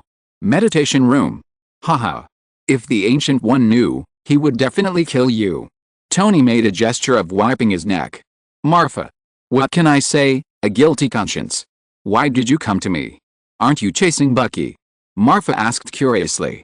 In the past 6 months, Tony has never given up on avenging his parents. With a positioning device left on Bucky, Tony has run into Bucky countless times, but in the end, he was always slipped away by Steve's interference. I give up. Tony said helplessly, spreading his hands. Question mark? Marfa was shocked when he heard this. As the saying goes, the hatred between parents is irreconcilable. What happened that made Tony give up chasing Bucky? Why? Marfa asked immediately. There's nothing I can do. I improved the deluxe version of the array and even built a few fully automatic armors of the same model as Mark 10 to cooperate with my actions. I thought it was foolproof. But I didn't expect that Steve was so unscientific. He got 2 melon seed shields from somewhere, and he was able to fight me 50-50. Every time he was about to succeed, he came out to disrupt the situation. I have spent too much time and energy in the past 6 months, and Harry and Morgan almost don't recognize me. Tony complained. So what are you doing here? Let me help you catch Bucky? Didn't you say that you would avenge your parents yourself? Marfa said suddenly after hearing this. Marfa certainly knew about the melon seed shield. Because it was made by Ivan Vanko. Unlike Nick Fury, Steve is a soul-level figure in the MCU. After Marfa killed Nick Fury, the system should have given a considerable reward. However, the fact is that the system did not reward anything. So did the system not get any willpower? Obviously impossible. The only explanation is that Marfa went too far this time, causing the system to spend more willpower to block the Marvel World consciousness from perceiving the world. Otherwise, once the Marvel World consciousness detects the accidental death of an important person, it will not be difficult to find the existence of the legendary world consciousness by tracing it. For now, the legendary world consciousness is still far from being the opponent of the Marvel World consciousness. A premature confrontation can only lead to the demise of the legendary world consciousness. Looking at Marfa's growth experience, Agatha, Flush, Obadiah, Electro, Kingpin, Life Fund, Lizard Man, Odin. These are either not originally in the MCU plot, or they were originally going to die, but they were just advanced or delayed. Things are unpredictable, and the plot has some deviations, leading to some accidents, which is completely acceptable to the Marvel world consciousness. But the death of Nick Fury is no small surprise. Although Black Sauce Egg is not a combatant, his existence runs through almost the entire plot. He even has a role in the second part of Spider-Man. Would the inexplicable death of such a character attract the attention of the Marvel world consciousness? Therefore, Marfa temporarily changed the course of action. According to what the Ancient One said at the beginning, things can be done, but don't do it too much. In short, do whatever is destined to die, regardless of life or death. Important characters who are not dead in the original plot can be dealt with casually, but try not to kill them, even if they are left with a breath and locked up. As for those who are not on the original plot like Kingpin, let go and do it boldly, whatever you want. Then the question is, Steve has no shield, and Tony is much stronger than the original plot. What's wrong? Maybe Steve will be dead. This is why Marfa secretly built a pair of melon seed vibranium shields and asked the Electric Warrior to bring them to Steve. Until now, Marfa feels very painful whenever he thinks that the pair of shields cost Marfa nearly $100 million. Do you really think everyone is T'Challa? Can you give me a vibranium shield just for free? That thing is very expensive, isn't it? To be honest, Marfa really doesn't want to pay this money. What does Steve's life or death have to do with Marfa? Marfa's money didn't come from the wind, did it? But as a stowaway, Marfa is not as free and easy as Chenglong. Chenglong can be said to have been hiding all the way, which also led to his very slow improvement in strength. And Marfa? It has only been about 3 years, and he has come to this point. The danger can be imagined. In short, before the will of the legendary world grows enough to compete with the will of the Marvel world, Marfa must be cautious. If he takes a wrong step, he will be doomed. Previously, it was just an Odin, and Marfa almost got into trouble. What if the Living Tribunal, the Galactus, or the OAAA comes directly next time? What's the point of playing then? The Nick Fury incident can be said to have sounded the alarm for Marfa. It also made Marfa understand from another perspective why the Ancient One asked him to leave a way out. Well, actually, I figured it out. People can't always live in hatred, right? Now I have Pepper, Hill, Harry, Morgan, and the huge Stark Industries group, with countless employees waiting for meals. I need to be a qualified husband, a qualified father, a qualified boss, and even a qualified wizard. I have too many missions and responsibilities. I don't think my old man wants to see me abandon everything to avenge them. Tony changed his previous prodigal appearance and said very sincerely, "Oh? You're quite surprised to hear that." After that, Marfa reached out and touched Tony's forehead, then pinched his face. "Well, you don't have a fever, and you're not an alien. Asshole. You're so frivolous all day long. I'm beginning to doubt whether it was a wrong decision for me to let you be the godfather of Harry and Morgan." Tony slapped Marfa's hand and said, "What? Godfather? Me? I'm still a child." Marfa said, "Tony, you'll be 20 in a few days. You tell me you're still a child? Legally speaking, you're already an independent person. So, as a godfather, what gifts are you going to give to the two children? I'm telling you, don't fool me with money, I don't need it." Tony Stark curled his lips and said proudly. In Tony's view, Marfa is a magical treasure house, ranging from various magical potions to some magic accessories with amplified magic effects that have recently appeared in Kamartaj. Having such a strong man as the godfather of his children is undoubtedly an insurance for the safety of the two children. Haha. So you're waiting for me here? Marfa looked at Tony with contempt and said, "How is it? Are you going to be the godfather or not? I heard that you've been trying to buy stocks of A-Tech recently. If I'm not mistaken, you have some plan. Do you have enough money?" Tony Stark said with a smirk. It seems that Marfa has been taken. Okay. You win. Marfa heard this and said nothing more. He took out 2 nuts from his backpack and handed them to Tony. The 2 nuts seemed to be coated with a layer of gold paint. Before Tony took them, the strong medicinal fragrance had already filled the entire meditation room. Tony took a deep breath and felt refreshed. The fatigue of his body seemed to disappear in an instant. There is no doubt that this is one of the top holy medicines in the legend, the golden acorn. That's it. Tony looked disgusted on the surface, but his body was very honest. He immediately opened the portal, took out a brocade box from it, and carefully put the nuts in it. What is this thing for? After doing everything, Tony looked at Marfa and asked curiously. Help, as long as you are not dead, you can save. Marfa said unhappily. Do you have any more? Give me a few pounds. Don't worry, I'll pay. Just tell me how much you want. You think this is cabbage? Get out. Get out now. Get as far away as you can. Seeing the pain on Marfa's face, Tony knew that the two things in his hand were probably really valuable. Without saying much, he left a check for $5 billion and immediately left with a smile. Little did he know that after he left, Marfa took out a similar fruit and threw it into his mouth. Well, afterwards, a fruit, happiness is like a fairy. Chapter 312 Loki's Conspiracy. That night, Marfa had a pleasant dinner at Gwen's house. The steamed sea base made by Gwen's mother was really amazing. It was based on Chinese cuisine and combined with Western seasonings. No wonder Andrew in the original plot praised it with great words. What surprised Marfa the most was George Stacy's attitude. It seemed that he had accepted his fate, or Marfa's identity was no longer the same as before. In short, when the father-in-law and son-in-law met again, there was no tension as before. The clouds will clear and the moon will appear. Whether it is Marfa or Gwen, they all have a feeling of seeing the sun at this moment. In the past 6 months, considering the reconstruction needs of New York, as well as New York's important geographical advantages and other factors, the U.S. officials spared no expense.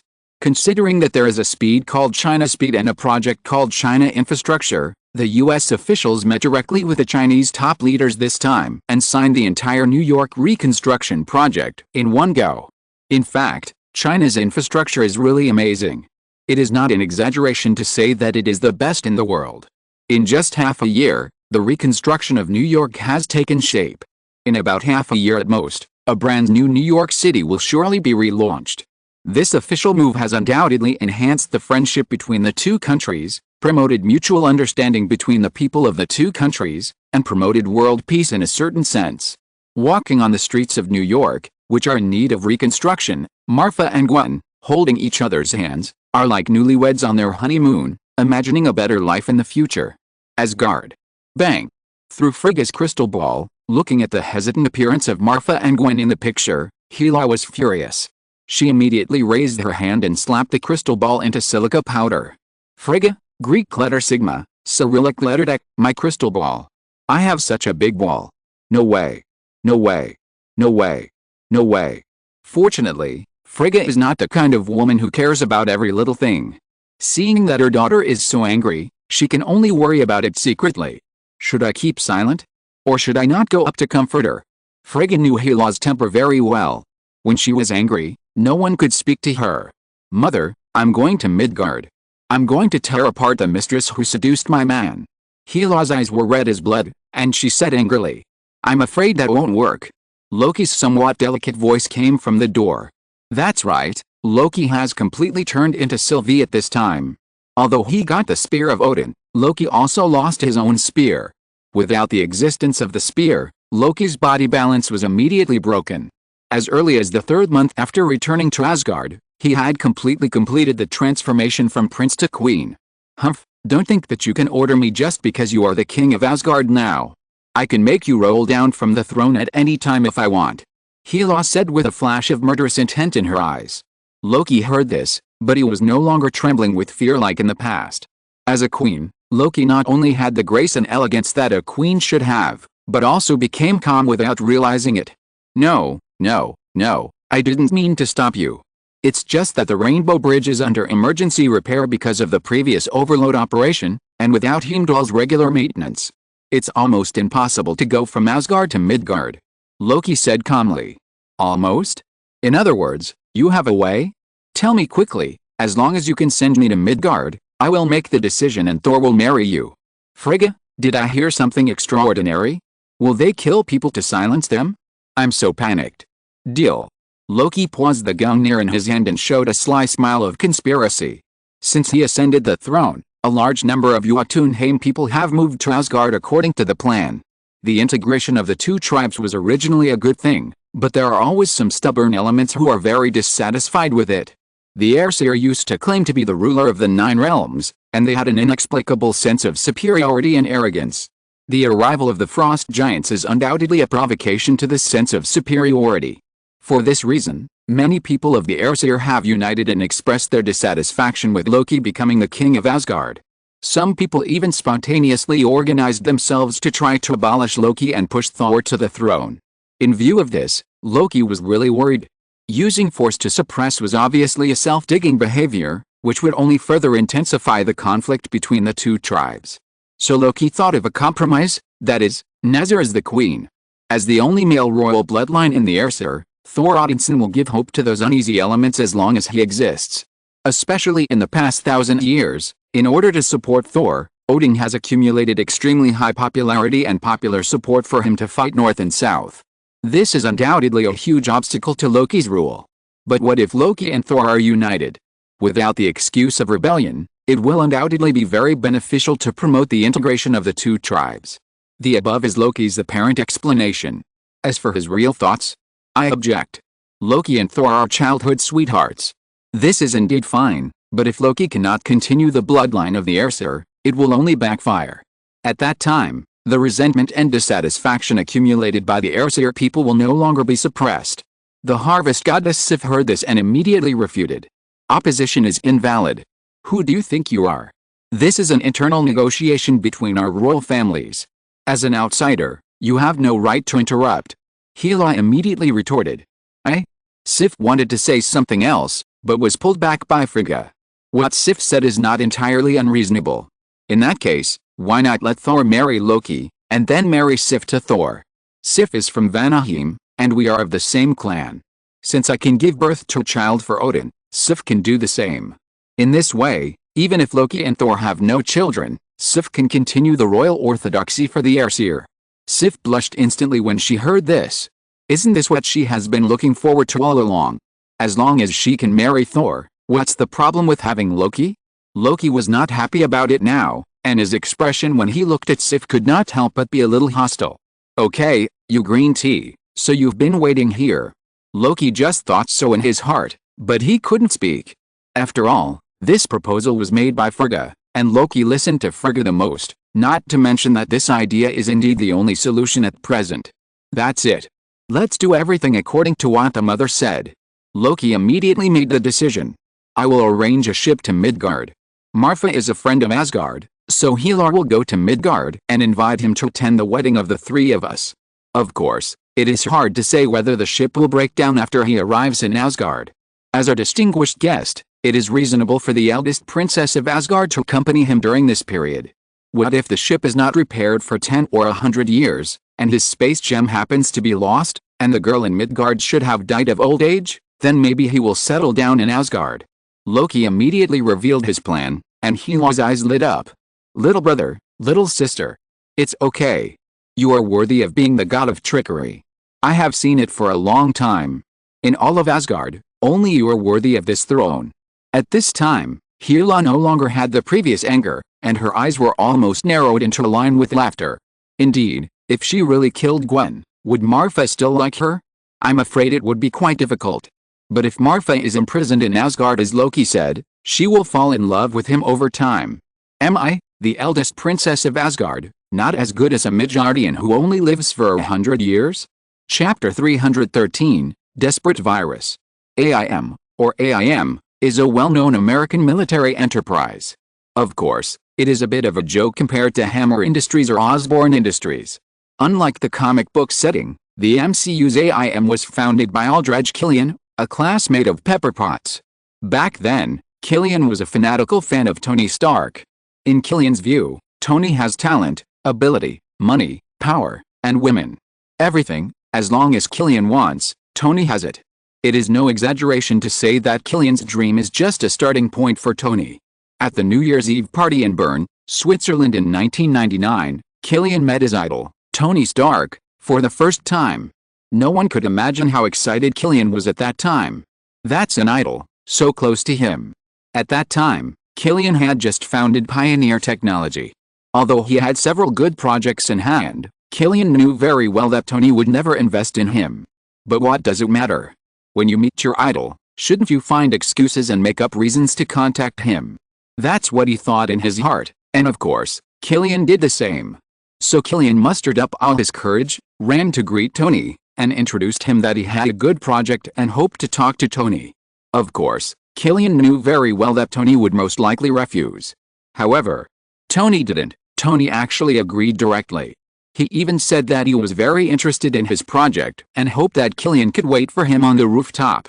God knows how excited Killian was at that moment. On the way to the rooftop, Killian called his parents and told them that his project was favored by the big arms dealer Tony Stark, and his company would soon get Tony's investment. Killian still remembers what his parents said at that time, and their words were full of pride. It was such an honor for his son to be favored by the CEO of Stark Industries. Immediately, Killian called his girlfriend and friends. Countless blessings and countless honors gathered on Killian on this short road. Happiness came too suddenly, so suddenly that Killian almost thought he was in a dream. In January, the rooftop in Switzerland was very cold, and the night breeze made Killian shiver, but Killian's heart was hot at that time. The warmth from the inside out made Killian feel no chill, even if he shivered in the night wind. As long as he got Tony's support, he could make a leap and become a real upper-class person. His parents no longer had to worry about illness and retirement issues, his girlfriend no longer had to worry about marriage issues, and the company no longer had to worry about funding issues. At that moment, Killian was fantasizing about the beauty of the future all the time. What should I say to Tony when I see him later? Killian practiced it over and over again, fearing that the slightest mistake would turn everything into an illusion. 5 minutes, 30 minutes, 1 hour, 2 hours. As time passed, Killian's heart gradually cooled down.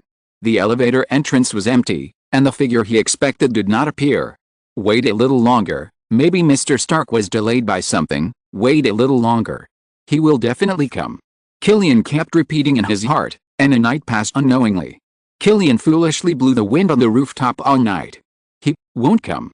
Finally, Killian was desperate. He was still floating 7 hours ago, but at this moment he felt like he was in an icy hell. Cold. Biting. Everything was over. He seemed to see the disappointed eyes of his parents, the disgusted expression of his girlfriend, and the angry push of his friend. He saw the company's bankruptcy. Difficulties and despair are never scary. What is scary is to give you hope first and then completely shatter that hope. He walked to the edge of the rooftop silently, looking at the endless stream of passing vehicles below. Killian closed his eyes silently, and then took a deep breath, wanting to feel the world one last time. Just as his foot was about to take the step forward to end everything, a ray of sunlight crossed the horizon and shone on his cheek. No. I can't give up like this. I still have a lot to do. I want revenge. I want revenge on Tony Stark. Today's humiliation, today's betrayal. I want him to experience it 10 times, 100 times, 1,000 times, 10,000 times. Aldridge Killian, the man who overthrew the myth of Stark Industries. One day, I will step hard on his face and make him pay for what he did today. At this moment, a new flame burned in Killian's eyes, called revenge. So the question is, what was Tony doing at the time? Why did he stand Killian up? Was he really entangled in trivial matters? Of course not. The camera moves back to the party. Tony saw a pretty girl. She was sexy, graceful, and eye-catching. Tony felt a nameless fire burning in his belly. It burned more and more. Finally, the flame jumped into Tony's head, making him walk towards the woman regardless of everything. A few minutes later, Tony easily won the woman with his humorous conversation and his identity. The two of them talked and laughed, and walked hand in hand to the hotel room. However, at this moment, a ragged man blocked him. He told Tony that he had a good project and hoped to talk to Tony. What a joke. My mind is full of women and bed sheets now, and you are talking to me about the project. Tony wanted to slap the other person out of the earth and the solar system with a slap. But the beautiful woman was looking at Tony. Gentleman. Image. The two words instantly suppressed the anger in his heart. Tony adjusted his collar and smiled his usual elegant smile. Your project is great. I think it would be quite pleasant to work with you. In fact, I'm very optimistic about you. Why don't you go to the rooftop and wait for me for 5 minutes, and have a drink to moisten your throat first? After leaving such an excuse that anyone with a discerning eye could hear, Tony immediately patted the man's shoulder and pushed him away. Even the man's name was forgotten in an instant. That night was crazy. Tony rolled from the bed to the bed, from the living room to the sofa, and from the balcony to the dining room. What? Killian? What is that? Have I seen it? Maya Hansen, one of Tony's countless women. Perhaps today, Tony has long forgotten this name. But that night, Tony did have a good time. After the incident, he even flipped through Maya's notes and left her a modified equation. When Maya woke up, Tony had already left without mercy. But when she saw the equation Tony left behind, she was amazed. Because this just solved the problem of instability in her regeneration experiment. Now, with such a project that can change the world, Maya feels that it is worth it. However, the following things are not as smooth as ordinary Maya thought. Her human regeneration plan not only requires a lot of experimental parameter support, but also requires a considerable amount of time to constantly fine-tune. It is not on the interests of capitalists who pursue a quick return of funds. After searching half of the United States, Maya finally found that no one was willing to invest in her project. It is no coincidence that Killian found Maya at this time. In Maya's project, Killian saw his hope of turning the tables and saw his hope of stepping Tony Stark under his feet. The two men and women who were hurt by Tony came together miraculously. As a result, the research on the extremis virus officially began. Chapter 314 Human Experiments. Due to the change of career and delisting of Stark Industries, military-industrial enterprises such as Osborne Industries, Hammer Industries, Avant-Garde Technologies, and PIM Technologies, which were originally suppressed by Stark Industries, have ushered in spring. As the saying goes, when there is no tiger in the mountain, the monkey will be king. Nowadays, Avant-Garde Technologies is responsible for a large part of the weapons orders from all over the world. To a certain extent, as the CEO of Avant-Garde Technologies, Killian has partially realized his ambitions in the past. It is precisely because of this that Marfa cannot directly attack Killian, otherwise even he, a lieutenant general of the army, will have to go to the military court. But will this be difficult for Marfa? Obviously not. According to Adam's investigation and analysis data, Killian holds 40% of the group's shares, and another 20% is in the hands of major shareholders. As for the rest, it is put on the market as scattered shares. From one point, it can be seen that Killian is quite cautious and conservative. You should know that ordinary listed groups rarely use this ratio to distribute equity. With the funds given by Tony and all the current liquidity that Marfa can mobilize, Marfa quickly acquired 25% of the scattered shares of Pioneer Technology with the momentum of thunder, and became the second largest shareholder of Pioneer Technology. This news is undoubtedly a heavy bomb for the entire United States. Legend Technology actually bought shares in Pioneer Technology in this way, which is absolutely beyond everyone's expectations. One is engaged in online games and biotechnology, and the other is engaged in weapons research and development. Can companies that are not related at all be combined? Unlike everyone else, as the CEO of Pioneer Technology, Killian is panicking at this time. Others may not know, but he knows very well that Pioneer Technology and Legend Technology are quite similar. On the surface, one is engaged in online games and the other is engaged in weapons, but in fact, they are both doing biotechnology research in private. Killian has naturally drunk Marfa's diluted version of the golden wound medicine. Although it is expensive, it is indeed unique. At least Killian's team cannot crack most of the ingredients. Killian actually had a good impression of Marfa at first. After all, at their level, as long as there is no competition, they are friends. But as the identity of the boss behind Legendary Technology and the fact that Tony was the investor of Legendary Technology were gradually exposed in the Jebel Circle, Killian's attitude towards Legendary Technology immediately took a 180-degree turn. Damn it! Tony's lackey dared to set his sights on Pioneer Technology. Killian threw the cigar in his hand in a rage, and then stepped on it with an angry face, as if it was not the cigar that was stepped on, but Marfa and Tony's face. Fortunately, although Killian is arrogant, he is very meticulous, and it is not an exaggeration to say that he is too careful. Otherwise, in the original plot, how could he have created a fake Mandarin to take the blame for him and exposed it to the world? It is precisely with this cautiousness that Killian created the myth of Pioneer Technology. Could it be that he discovered my secret research? That shouldn't be possible. I've just entered the human experiment stage. It was the beginning of 2012, and the original Iron Man 3 took place at the end of 2013, a time difference of nearly 2 years. Killian now did not cooperate with the 10 Commandments, nor did he transform himself with the extremis virus. At most, he used his own weapons to recruit a mercenary in the Middle East to help it capture people for experiments. No matter what, the person who came is not friendly, I must speed up the progress. Thinking of this, Killian immediately got up and left the office, heading towards the secret experimental base. If possible, Killian hopes to get a few available extremist warriors as soon as possible, and it would be best to get rid of Marfa directly. But just as Killian stepped out of the office, the secretary hurried over. "Boss, the board of directors just decided to hold an interim board meeting this afternoon, firstly to welcome Mr. Maximov to join, and secondly to take this opportunity to review the company's annual financial statements." The secretary handed the meeting-related materials to Killian and said, "The shareholders of Pioneer Technology only enjoy the right to dividends and Aviro, and do not participate in the daily management of the company. Therefore, usually, Killian has absolute control over Pioneer Technology. It is completely fine to embezzle part of the funds to support the research of the extremist virus on the grounds of project development. The premise is that he has to sort out the accounts and not let the board of directors find out." "I understand." Killian took the meeting materials, and his uneasiness became stronger. It is obvious at this point that Marfa must have known his secret research, so he used this open and above-board method to threaten him.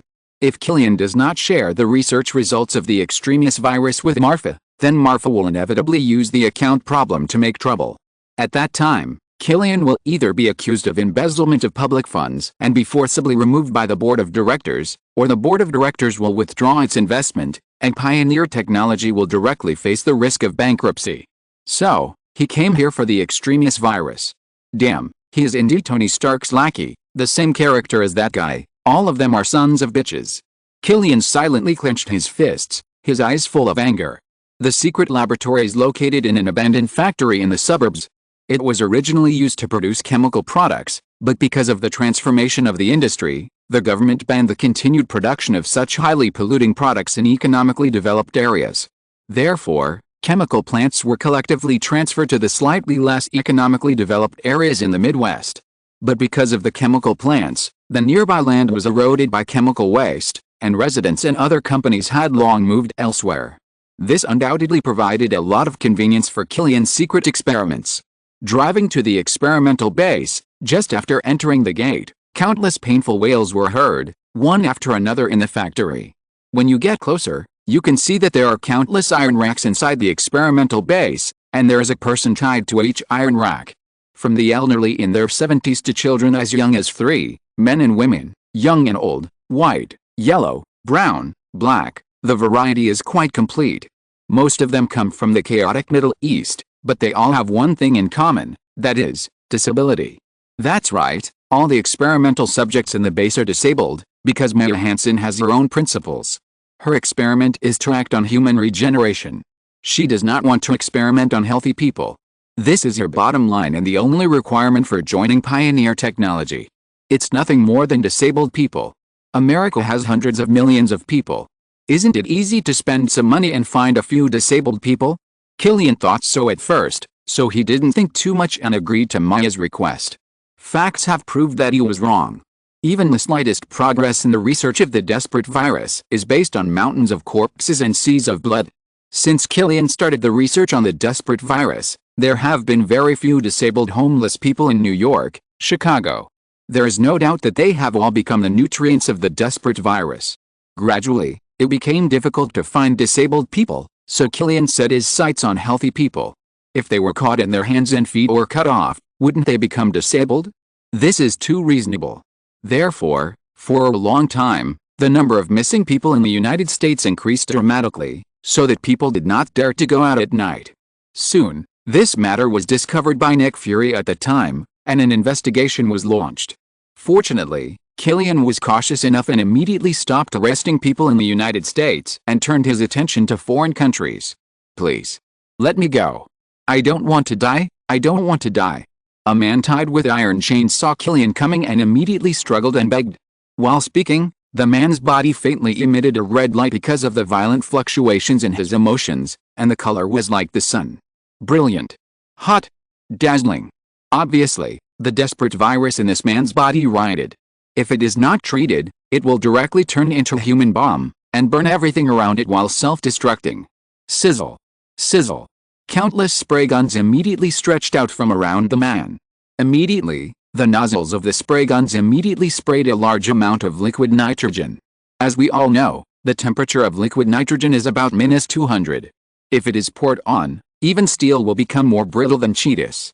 However, This large amount of liquid nitrogen poured on the man did not immediately turn him into an ice sculpture, but instead evaporated a large amount of white mist. Maya. Well done, it seems that the experiment has made great progress. Ignoring the man who was wailing in pain, Killian said to Maya who was walking towards him. I just have something to ask you. Why are the disabilities of the recent experimental subjects all new injuries, and all of them are unconscious? Maya said with great uneasiness in her heart. They were brought from the Middle East. You know, there are often wars there, and the people are living in poverty.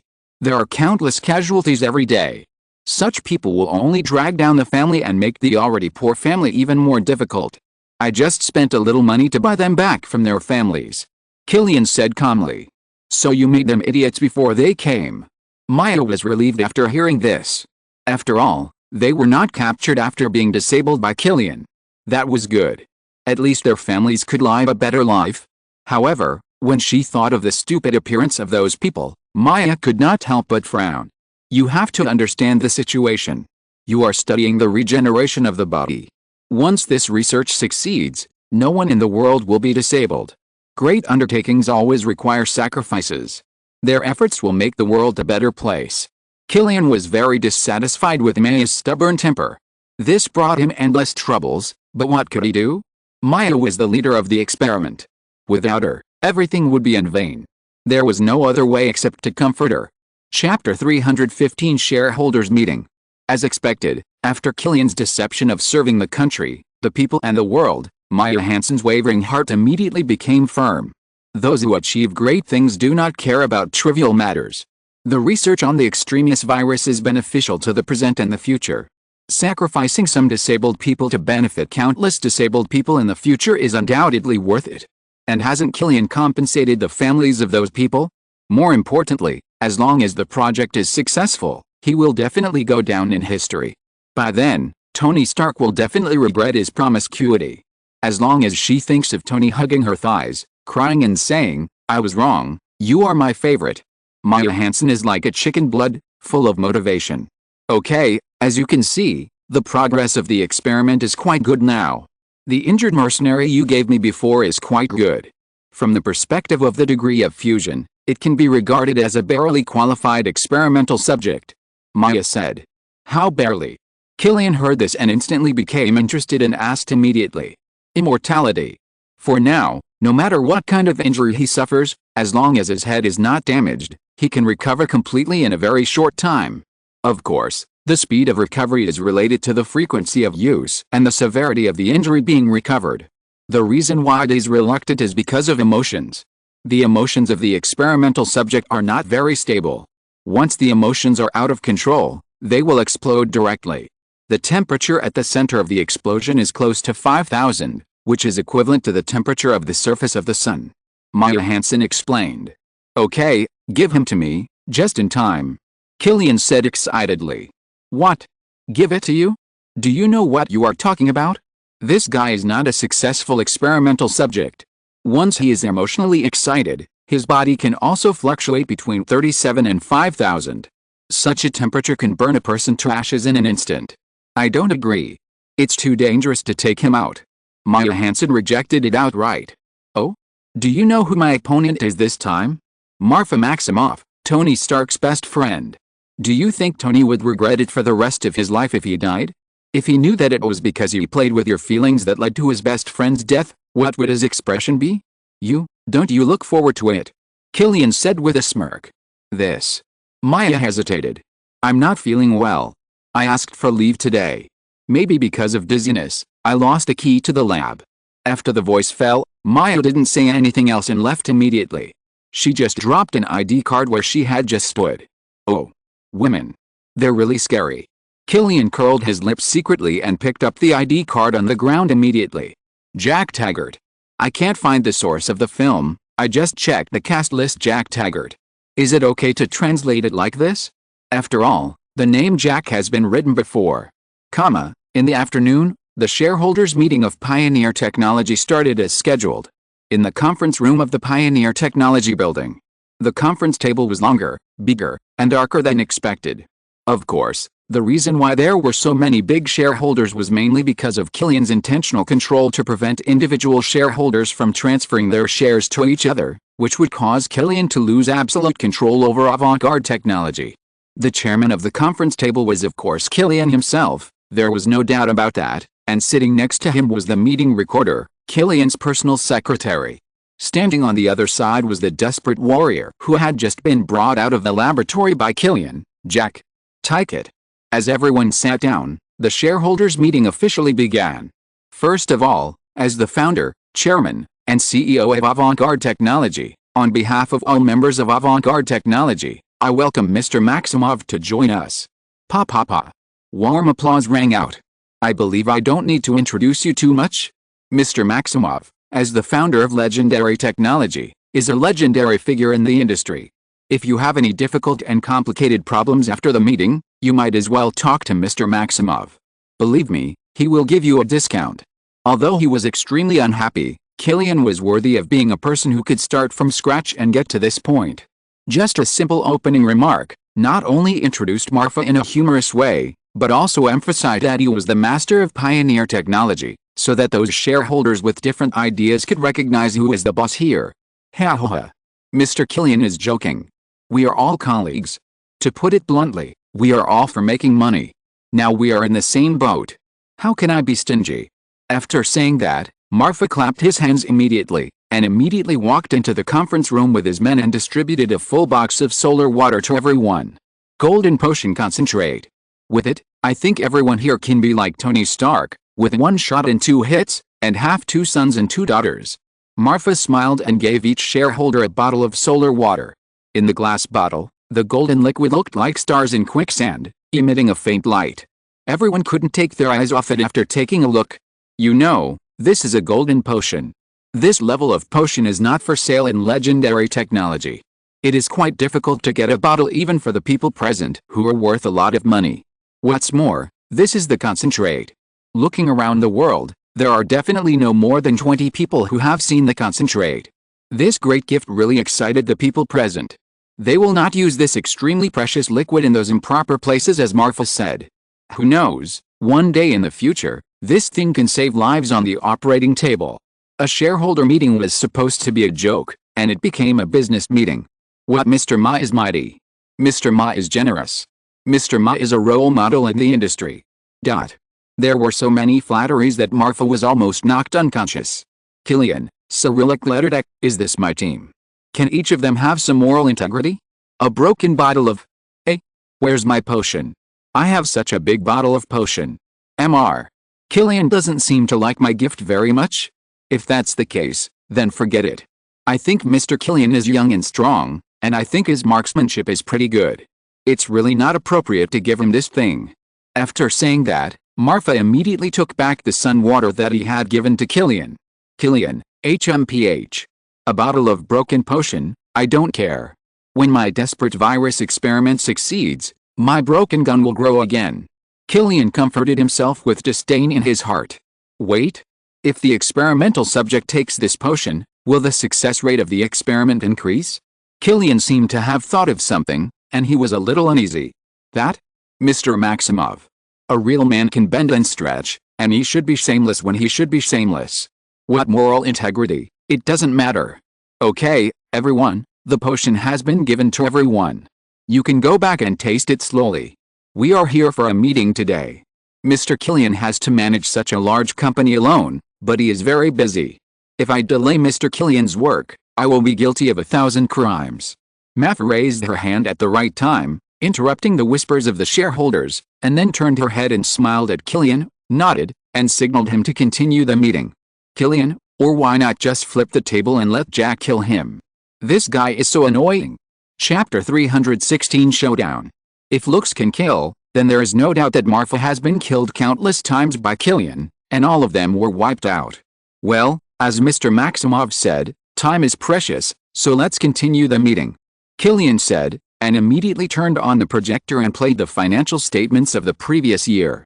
As you can see, in view of the transformation of Stark Industries, many orders that originally belonged to Stark Industries have now fallen on the head of Avant-Garde Technology due to our efforts. Especially after the Battle of New York, Countries around the world have greatly increased their budgets for weapons procurement. Killian's speech level is indeed very high. After a brief explanation that evades the important points, all the shareholders present have smiles on their faces. After all, the purpose of shareholders is to share dividends and make money. Avant-Garde Technologies' profits in the past 2 years have increased by more than a little bit compared to the past. Ahem. Allow me to interrupt. There are some discrepancies between Mr. Killian's financial statements and what I have investigated. Could you please explain it to me, Mr. Killian? Before Killian could answer, Marfa immediately ordered Adam to seize the control of the projector, and then a large number of financial loopholes were exposed to the shareholders. The extraneous virus. There were only a few people who really participated in the project, but the resources invested were incomparably huge. Otherwise, Maya Hansen's project would not have been rejected by so many chaebols. What kind of existence is Adam? Even Jarvis today is slightly inferior to him. Under Adam's deliberate investigation, any data stored in a computer connected to the network could not escape Adam's clutches. The conference room was in an uproar. For a while, all the shareholders present were full of anger. 15%. That's right, Pioneer Technology actually loses nearly 15% of its profits every year. Pioneer Technology is a listed arms manufacturing company. How much is its 15% profit? Looking at the whole world, except for T'Challa, no one, including Tony, can remain indifferent to such a huge amount of funds. Especially in the past 2 years, the benefits of avant-garde technology have been very good. Killian, you'd better explain to me clearly, where did the money go?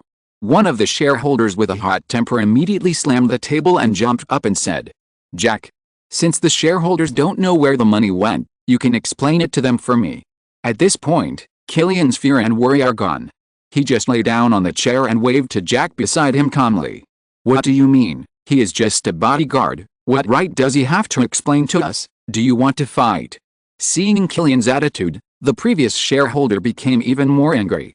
If he was not worried about the crowd, he would have directly pulled out a gun to fight. But, the next second. However, Jack suddenly appeared beside the shareholder, and with a casual slap, his entire arm sank into the shareholder's back. At the same time, a hand holding a heart stretched out from the shareholder's chest. Plop. Plop. The heart beat twice and immediately turned into ashes under the high temperature of 5,000. Then the shareholder's body was also reduced to ashes. Everyone present was shocked, and the female secretary sitting next to Killian screamed directly. This was good. The security guards guarding the door heard the sound and rushed in immediately. In an instant, a heat wave gushed out from the conference room. Seeing that his whole body was like magma, emitting a scorching breath, all the security guards immediately raised their guns, aimed at Jack and fired.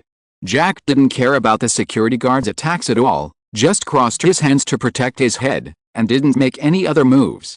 After a hail of bullets, except for his head, all of Jack's body was shot into a sieve. However, even so, Jack's face was still full of smiles. That was the strong man's ridicule of ants, and that was the superior's disdain for garbage. In just 2 or 3 breaths, the lava on Jack's body flowed, and with the flickering of fire, Jack's injuries were immediately healed. Before everyone could react, Jack's figure rushed forward again and came directly in front of the security guards. One punch for a little friend, one palm for a little brother, and all those who were hit turned into ashes like the previous shareholder. At this time, looking at the bottom of Jack's feet, the tiles and cement had already turned into a semi-fluid state like magma. The air conditioner seemed to be broken at this moment and had no effect at all. The feeling of burning, dryness, and even tingling climbed up the body of each shareholder. Fear and despair made them dare not breathe. At this moment, everyone chose to keep their mouths shut in tacit agreement, because they knew that once they opened their mouths, they would most likely disappear from this world forever like those security guards. Did you see that? I used all that money to research this, so now, who has any objections? Killian was closest to Jack, and was obviously overwhelmed by the heat on Jack's body. He immediately loosened his collar and said, after all, it was 5,000 degrees Celsius. Even the melting point of the gold titanium alloy used in the Tony Mark series of armor was only over 4,000 degrees. Although Jack deliberately controlled himself and the entire battle process only lasted a few seconds, such a temperature still shocked everyone. Seeing that all the shareholders present shut their mouths wisely, Killian expressed his satisfaction. Isn't this exactly what he wanted? Being bullied? Once in a lifetime is enough. For this reason, Killian has been fighting desperately all the time for many years. What do you say, Mr. Maximov? Seeing that the situation was settled, Killian immediately showed a smug look, and looked at Marfa, who had remained calm from beginning to end. Pa pa pa. The applause sounded again. Not bad, not bad, it's a little better than I expected, but I am a lieutenant general after all. Is it appropriate for you to threaten me like this? You know, my words can influence many orders of avant-garde technology. Marfa had considered a lot before coming, including the completion of the extremis virus at this point in time. The reason for using this method instead of directly asking Adam to find Maya's location is that he is worried that Maya's research on the extremis virus will be affected after leaving avant-garde technology. After all, after getting used to an environment, suddenly changing to another environment, even if you can adapt, it will probably waste a lot of time in the middle. And what Marfa lacks is time. But now it seems that the problem should not be big. According to Jack's performance, even if the extremis virus is not completely completed, it is almost complete. The remaining minor problems, with the help of Banner and Samuel, will undoubtedly speed up the research progress of the extremis virus. Moreover, in the past 6 months, Samuel has completed the implantation of the giant cell nucleus, and Marfa has now fully adapted to the new body of the dual nuclear cell. The two who have no new projects for the time being can just take over the extremis virus project. Ha ha ha. Killian laughed wildly. That depends on whether you can walk out of this door. The dead can't talk, don't you think, Mr. Lieutenant General? After saying that, Killian waved to Jack. Jack understood instantly and wanted to rush to Marfa's position. However, no matter how hard he tried, he found that he couldn't move at all. Mr. Killian, did you misunderstand something? I am the Deputy Director of SHIELD. In the Battle of New York, I was the main force. Who gave you the confidence and courage to make you think that a mere extremist warrior could deal with me? After saying that, Marfa grabbed with 5 fingers, and Jack's body immediately seemed to be under 1,000 tons of pressure, and was pressed into a meatball by Marfa's telekinesis. How would it be? Killian was not calm. He knew that Marfa had superpowers. But in his opinion, Marfa's ability was more about breadth, not strength. Just like the Battle of New York, a Tin Man plus a golden spear could seriously injure him. How could he imagine Odin's strength without personally experiencing Odin's strength? Not to mention the distant past, just half a year ago, Marfa fought against 12 electric warriors alone in the White House Square, and couldn't he only fight 50-50? Killian didn't think that his extremist warriors were no match for 12 weak chickens who were afraid of water. Chapter 317 Flame Ring. What do you mean? Or do you have another trump card? Now that he has shown off his muscles, what's left is to have a good talk. Killian is a talent, there is no doubt about that. Whether it is from the fact that he started from scratch and built AIM, or from the fact that even with extremis in the original plot, he still used a fake Mandarin as a puppet, it can be seen that he is steady in his actions. If it weren't for the hatred for Tony that made him lose his mind, Marfa would have every reason to believe that under Killian's leadership, AIM would sooner or later crush Hammer Industries. Compared with a waste like Justin Hammer, Killian has crushed the other party in terms of vision and style of doing things. Do you dare to kill me? Ha ha ha. You are just a lackey of Tony Stark. What qualifications do you have to be on an equal footing with me? Without the support of Tony Stark, you are nothing. Come on, kill me. If you kill me, you will never get the extremis virus. Ha ha ha. Killian now has no trump card. Even the Jack was just a semi-finished product that had just been completed. If Killian had been given a little more time, he might have been able to cause some trouble to Marfa, but now, it was too far away. The only thing Killian could be thankful for now was that he had done a very good job of keeping the secret experimental base confidential. As long as he didn't speak, Marfa would have no way of knowing the location of the laboratory. In this way, wouldn't Marfa have to give in the end? Not bad, not bad. I like your unyielding character, but it's a pity. Marfa was indeed very optimistic about Killian. According to his original plan, he was going to keep Killian and work for him.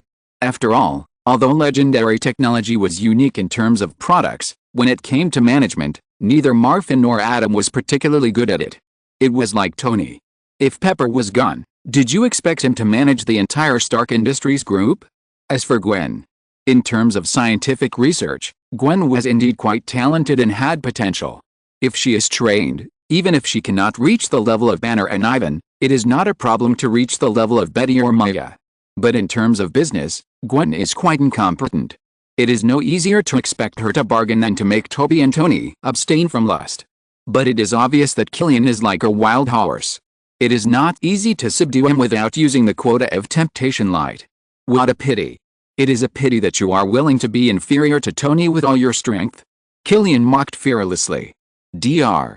Maya. Aren't you going to show up and say goodbye to your old friend? Ignoring Killian's suicidal behavior, Marfa shouted out the window. Wow. As soon as the voice fell, the glass of the conference room shattered.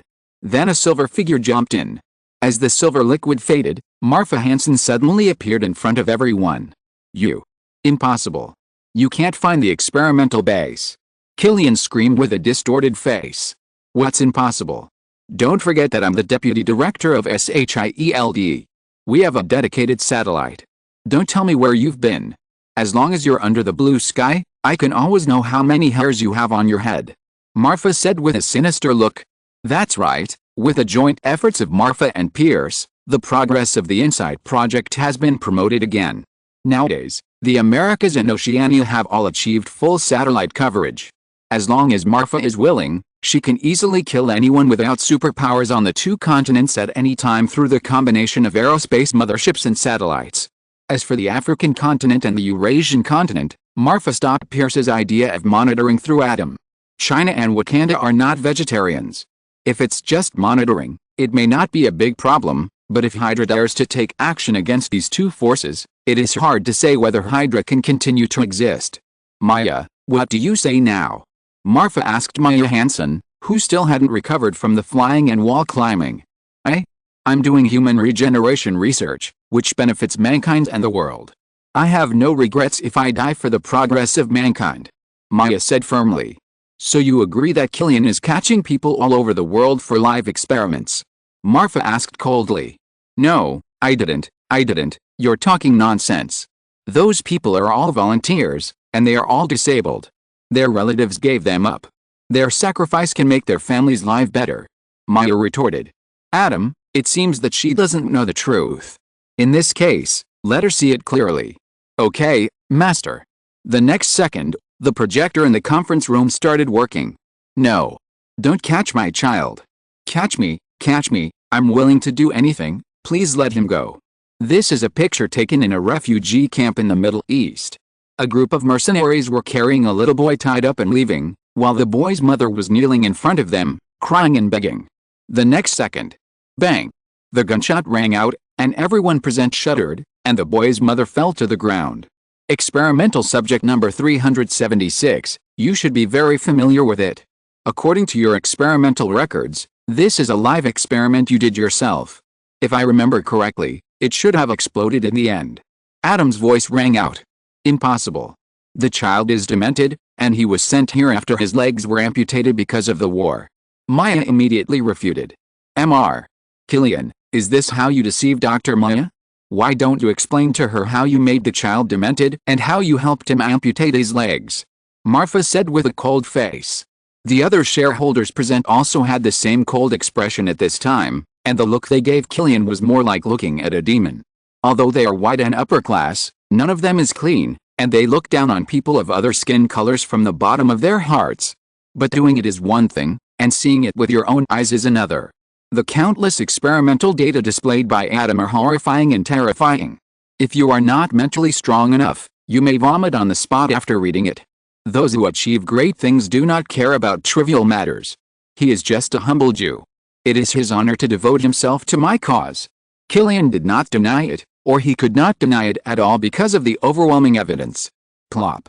There was only a sound of kneeling, and Maya collapsed to the ground on the spot, letting the scattered glass shards pierce her body. And she didn't care at all. What did I do? I actually killed so many people. Maya's mentality collapsed. If it was true as Killian said, that those were people who had already suffered misfortune, and participated in the experiment voluntarily or with the consent of their families, Maya could still hypnotize herself and say that those people sacrificed themselves for the progress of mankind. But in fact, it was not. Because of her experiment, countless families fell apart, countless people were first disabled, and then their brains were damaged, and they became demented. These are two completely different concepts. The former has mixed reputations, while the latter is extremely evil. Kill them. I don't know who was the first to shout this sentence. Those present were also called upper class, and they had all received higher education. It was impossible for them not to know what the crime of lynching was. But the facts in front of them were too shocking. This was not a war period. Not to mention the death of thousands of people. Even if dozens of people died at once, it would have shocked the whole country. But the two people in front of them actually killed nearly 1,000 people without making a sound. Even those capitalists who were used to the dark side of the world couldn't help but feel sorry for them. Yes, they must not be let go. Another person echoed. Maya Hansen was not a wicked person. From the original plot, she risked her life to betray Killian and inform Tony, which showed that she was kind-hearted. It was just that she was stimulated by Tony's abandonment after a night, tempted by the big pie of benefiting mankind, and used by Killian. Without saying much, Maya stood up on the spot and jumped out of the window she came from before. In Maya's opinion, except for dying to apologize, she really couldn't think of any reason to live. Tony, revenge, it was not important at this moment. But would she die like this?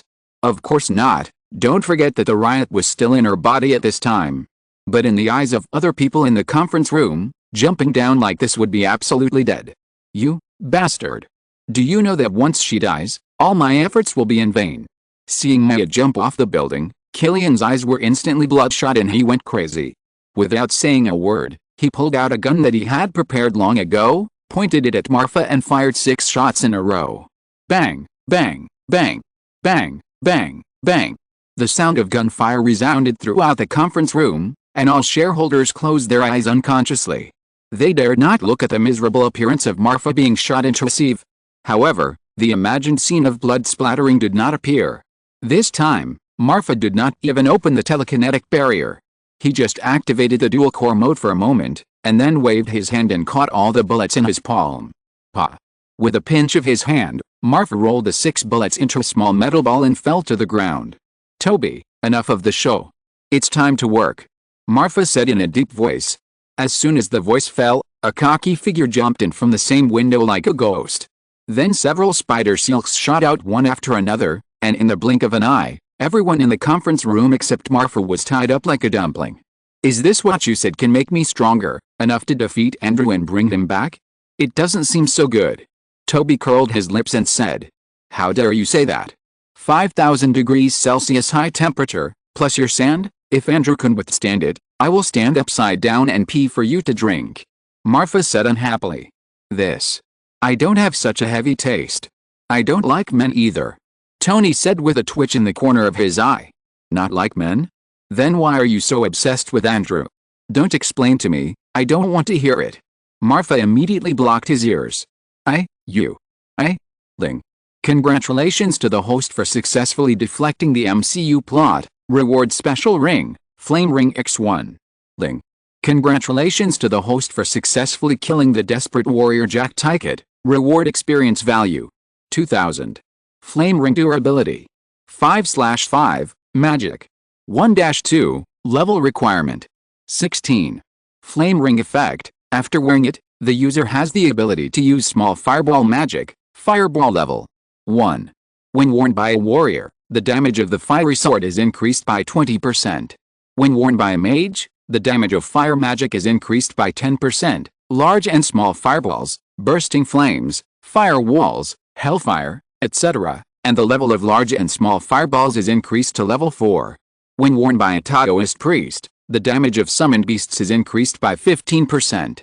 If you're listening to this novel on a channel other than Fanfic World, it means they downloaded and uploaded it without effort. We cordially invite you to visit our channel, Mundo Fanfic Novelis. There you'll find the original version of this story and you can explore many other novels of various genres. We're waiting for you to immerse yourself in a world of incredible novels. Chapter 318, Civet Cat transforms into monkey. Facts have once again proved Marfa's previous inference that the rewards issued by the system are not simply based on the size and impact of Marfa's actions. Instead, it is to destroy the original world's trajectory as much as possible without touching the bottom line of the MCU world consciousness. For example, if Marfa borrows the space gem to find the power gem now, and then relies on the power gem to superimpose the dual-core mode to slap Thanos to death. At first glance, this is definitely a deviation of the plot to the limit. After all, without Thanos, the entire plot of Avengers 3 and Avengers 4 is directly impossible to appear again. However, if this is really done, will the MCU world consciousness not notice the abnormality? Obviously impossible. There is no doubt that the moment Marfa slapped Thanos to death, it was the beginning of the official tearing of the MCU world consciousness and the legendary world consciousness. Think about the living tribunal. Think about those big guys who have heard of it and those who have not heard of it. Marfa feels terrified. So, the meal still needs to be eaten bite by bite, the road still needs to be taken step by step, and the way to win is to boil the frog in warm water. And the most difficult part of all this is to master the degree, as the ancient one said. The next day, the New York Times, an unidentified man, disguised as the personal bodyguard of the CEO of Avant-Garde Technologies, took advantage of the Avant-Garde shareholders' meeting to carry out a terrorist attack. Dozens of bodyguards were killed. Yellow Spider turned the tide and killed the man. Avant-Garde Technologies CEO, Aldrich Killian, said that in order to thank Yellow Spider for saving his life, he had donated half of his shares to Yellow Spider for free. The original second largest shareholder, Marfa Maximoff, also became the largest shareholder of Avant-Garde Technologies. A sudden accident made the CEO of Legend Technology, who had just invested in Avant-Garde Technologies, the person in charge of Avant-Garde Technologies. Who is the true identity of the mysterious man? What is the truth behind the scenes? Our reporter will follow up the investigation. Just after the live broadcast ended, the reporter was invited to have tea. What a joke. This is openly leading the public to question Marfa. Who is Marfa? Deputy Director of SHIELD, Lieutenant General of the United States, an emerging rebel. Can that be framed? The president attached great importance to this incident and held a White House press conference on the same day to clear Marfa's name on the spot. At the same time, the New York Times was ordered to suspend business for rectification, and the previous reporter disappeared. Yes, he disappeared. There are rumors that he was imprisoned for slander and rumors, and some people said that he was fired by the company and returned to his hometown to retire. There's even an unreliable saying that he was hacked. In short, there are many rumors, but none of them can produce evidence. In the president's office, Marfa stood in a military posture and reported the incident. After a moment, the president sighed deeply. Really, can't we use it? You know, because of the New York incident and the White House incident, the United States' current international status is no longer as good as before. If it can be. Sorry, Mr. President, the extremis virus is very unstable, and the developer Dr. Maya Hansen also committed suicide out of fear of crime. I will try to use the power of legendary technology to continue the research as much as possible, but I can't make any promises. Even if there are results in the future, during the process of inoculating the virus, there will be large-scale deaths due to adaptability problems. Moreover, this is already a supernatural power. If it is used militarily, it is hard to guarantee that it will not cause joint condemnation from countries around the world, which is a disaster rather than a blessing for the United States. Marfa reported. Originally, Marfa could easily suppress this incident, but who knew that because those reporters made it known to everyone, the president had to come out to clarify. In this way, Marfa could only pick and choose and report some insignificant intelligence. What about Killian? How are you going to deal with him? He is too ambitious. If you leave him alone, something bad will happen. And the shareholders of Avantgarde. The president frowned and said, SHIELD has brainwashing technology. I will erase all their memories of the extremis virus, and use hypnosis and suggestion to ensure that there will be no problems. The current situation in the United States is tense. Avantgarde, as an important weapons manufacturer, should not be in turmoil. Marfa continued.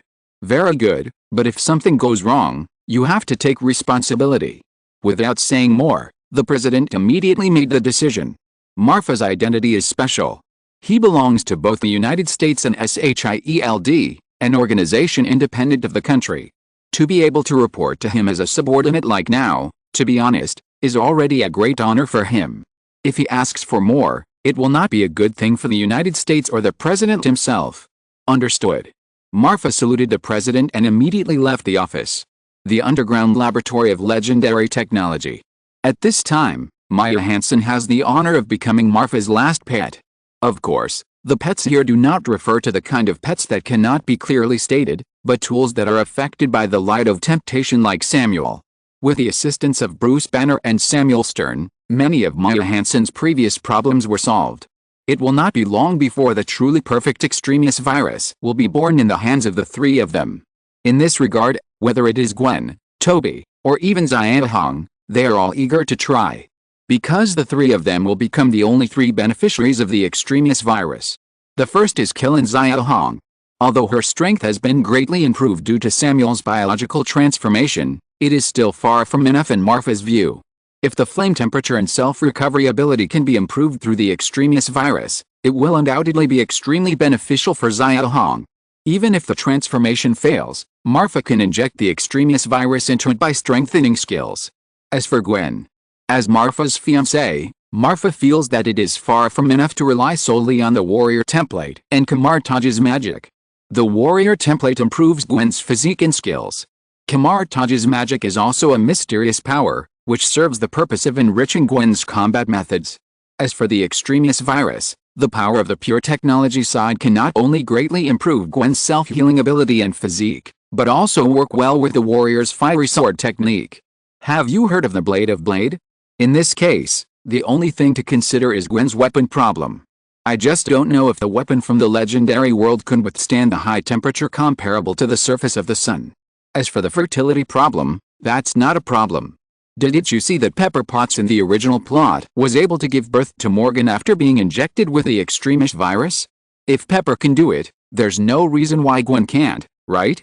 Finally, there is Toby, although Toby is no longer just a follower of Marfa as before. But it must be said that, apart from non-blood relationship and slavery relationship, Toby is definitely the most trusted person in Marfa. Gwen and Marfa also have a blood relationship, literally, nothing wrong. It is no exaggeration to say that if Marfa is in danger, in addition to those affected by the light of temptation and Marfa's blood relatives, the first person to rush out and risk his life is definitely Toby. With this relationship, Marfa will never leave him alone. Did the Spider Gang get destroyed because of the New York incident? It doesn't matter. Let you be a shareholder of Pioneer Technology. I dare not say anything else. You can spend all day drinking and visiting clubs, and even support Toby to rebuild the Spider Gang. Isn't Sandstorm afraid of sonic high temperature? It doesn't matter. Give it the extremis virus. With the extremis virus enhancement, Sandstorm can be renamed Lava. One tail is upgraded to 4 tails, right? Put yourself in Marfa's shoes. Anyone who is good to Marfa will be repaid tenfold by Marfa, and anyone who stands in Marfa's way will be retaliated 100-fold by Marfa. 1 month later, Sandstorm, Gwen and Zia Hong successfully completed the extremis virus transformation. And Marfa also successfully used the improved invisibility to steal the Pym particles from Hank Pym. Because of the timeline problem, Marfa almost forgot about this thing before. If it weren't for the fact that avant-garde technology and Pym technology happen to have business dealings, Marfa would not have thought of this. Pym particles. This thing is simply the dream of all men. If Ant-Man's ability to change size freely can be integrated into the infinite true key, plus the solar water endurance, cough cough, I think Gwen will definitely like it. Chapter 319, Hela returns. Another week passed unknowingly. As the saying goes, some things can only be done for the first time and countless times.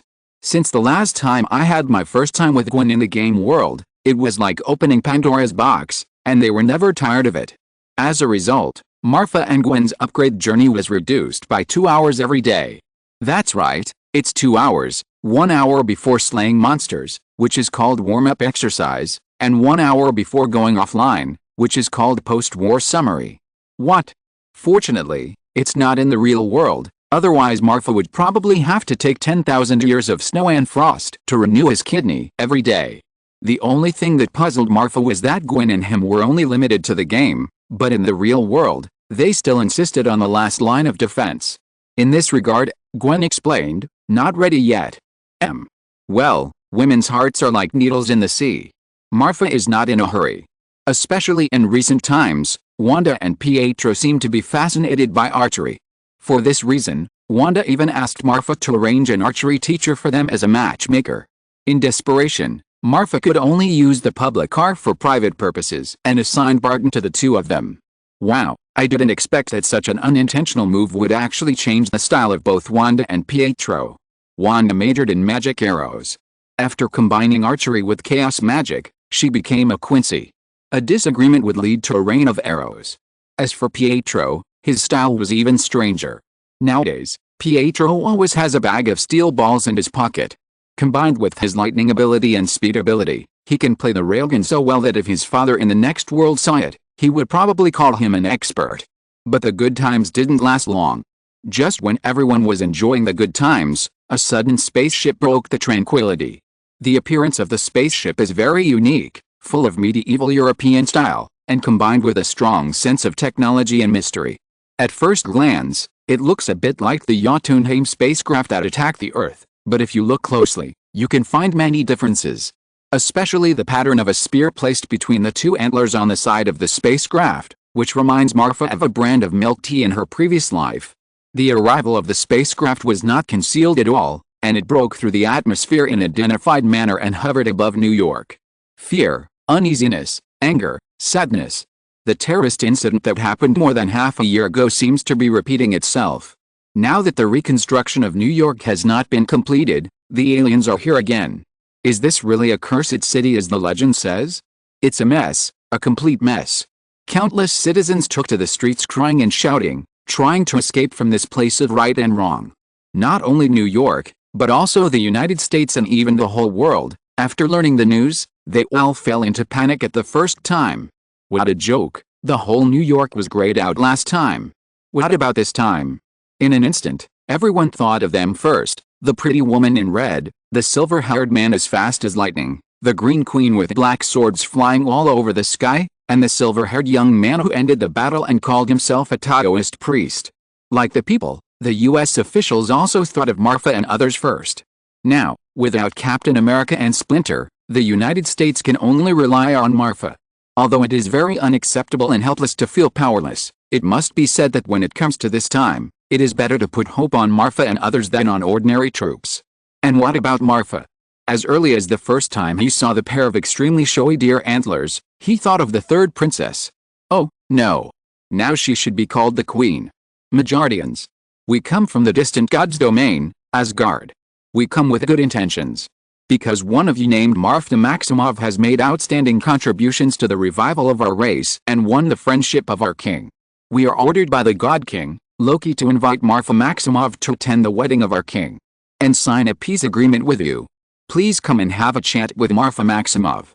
Through some kind of sound transmission magic, Hela's voice spread from New York to the world. As close as the whole New York, as far as Wakanda under the protective shield.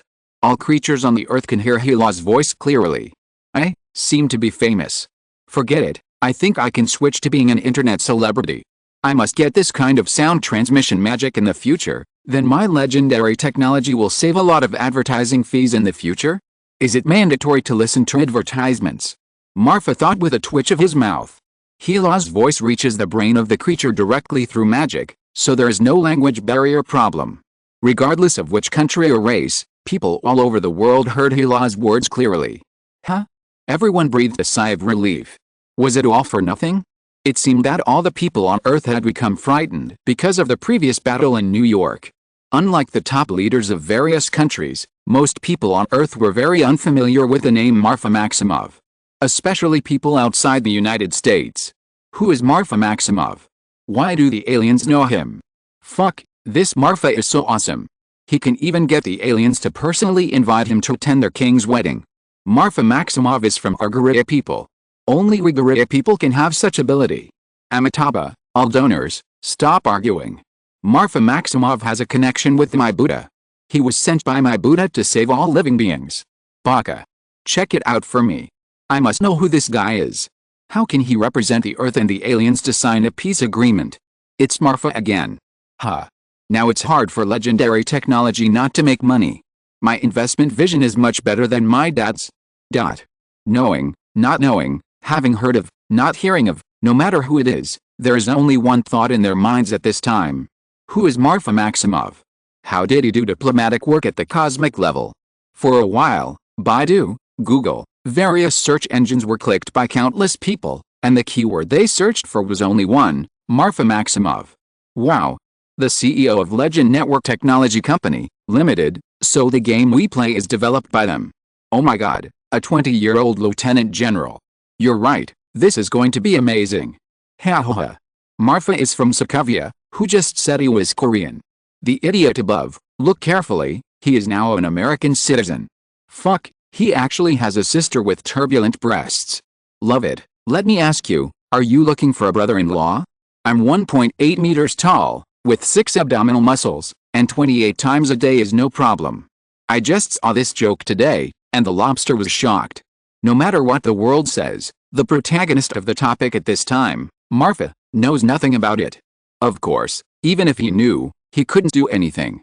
You can't really let the electric warriors follow the network cable to kill those keyboard warriors. Flying close to the spaceship, Marfa's mouth twitched. Can't you be more Loki? It's hard for me to do this. No, you have to compensate. In any case, I'll take your big speaker magic. Marfa said. As soon as the voice fell, the hatch of the spaceship opened, and a charming lady dressed in gorgeous royal costume slowly flew out of the spaceship. Before Marfa could say anything else, she immediately floated over and directly took Marfa's hand.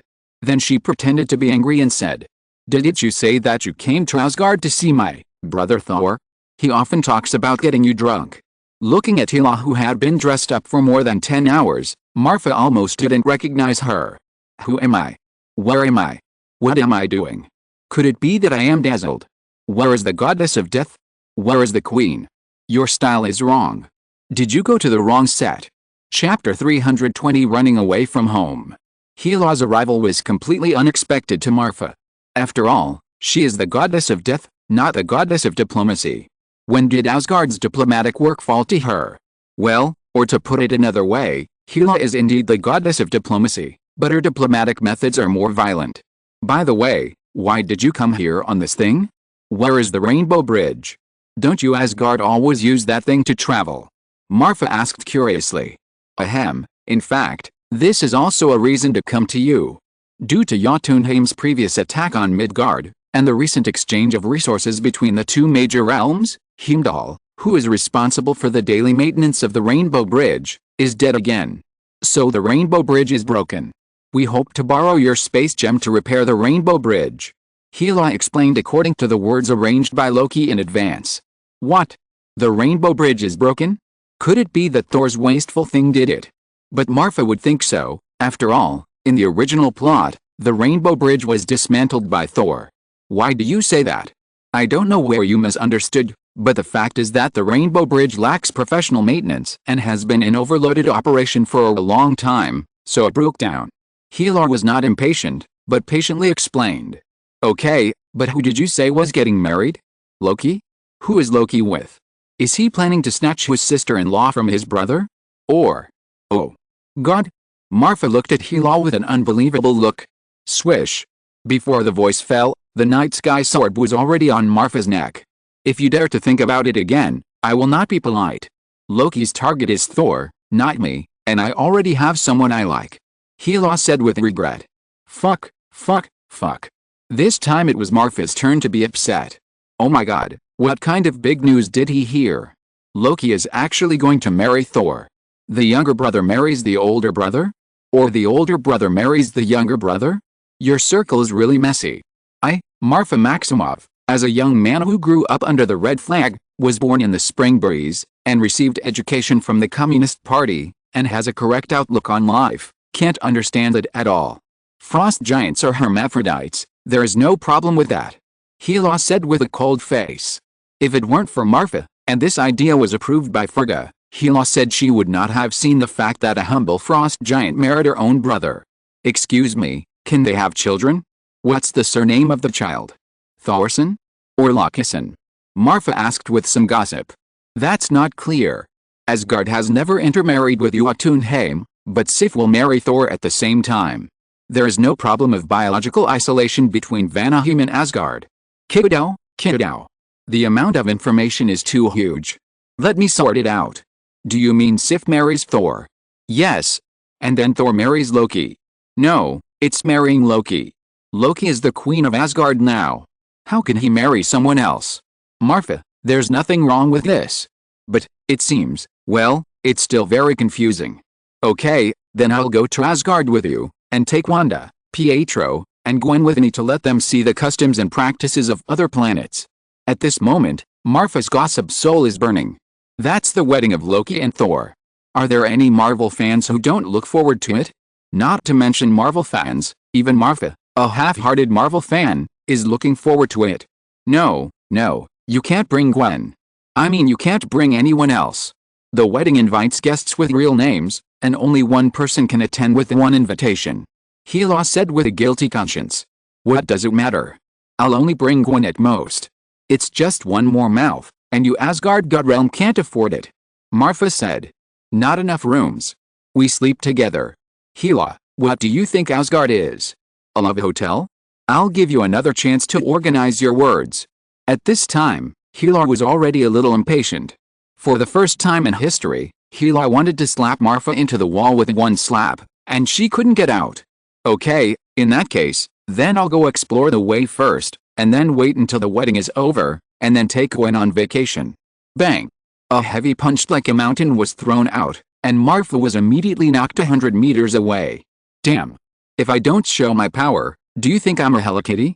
The deathly aura in Hela's body burst out unconsciously.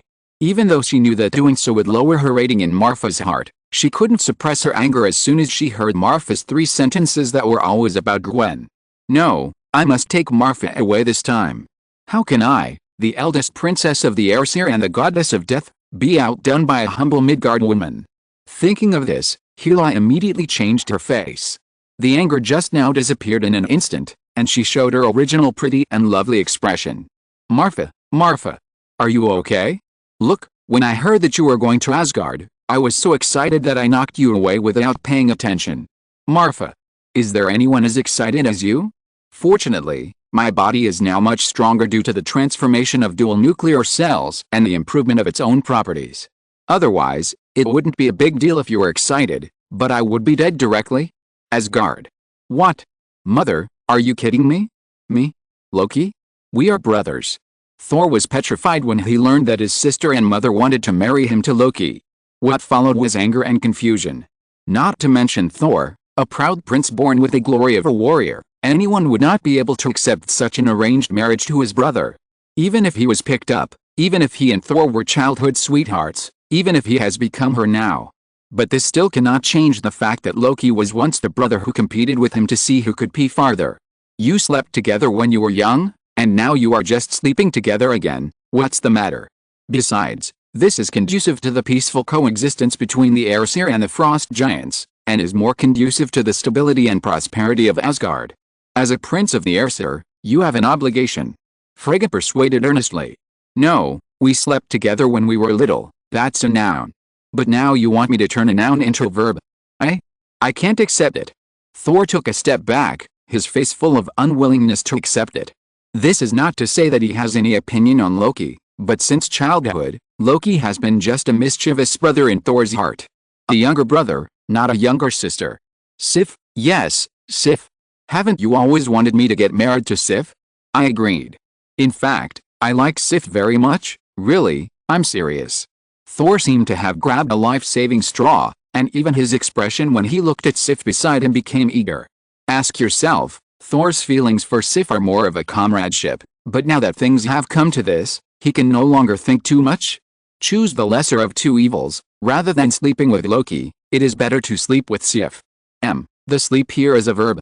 Well, as soon as these words came out, Sif blushed. After following Thor for hundreds of years, this blockhead finally came to his senses.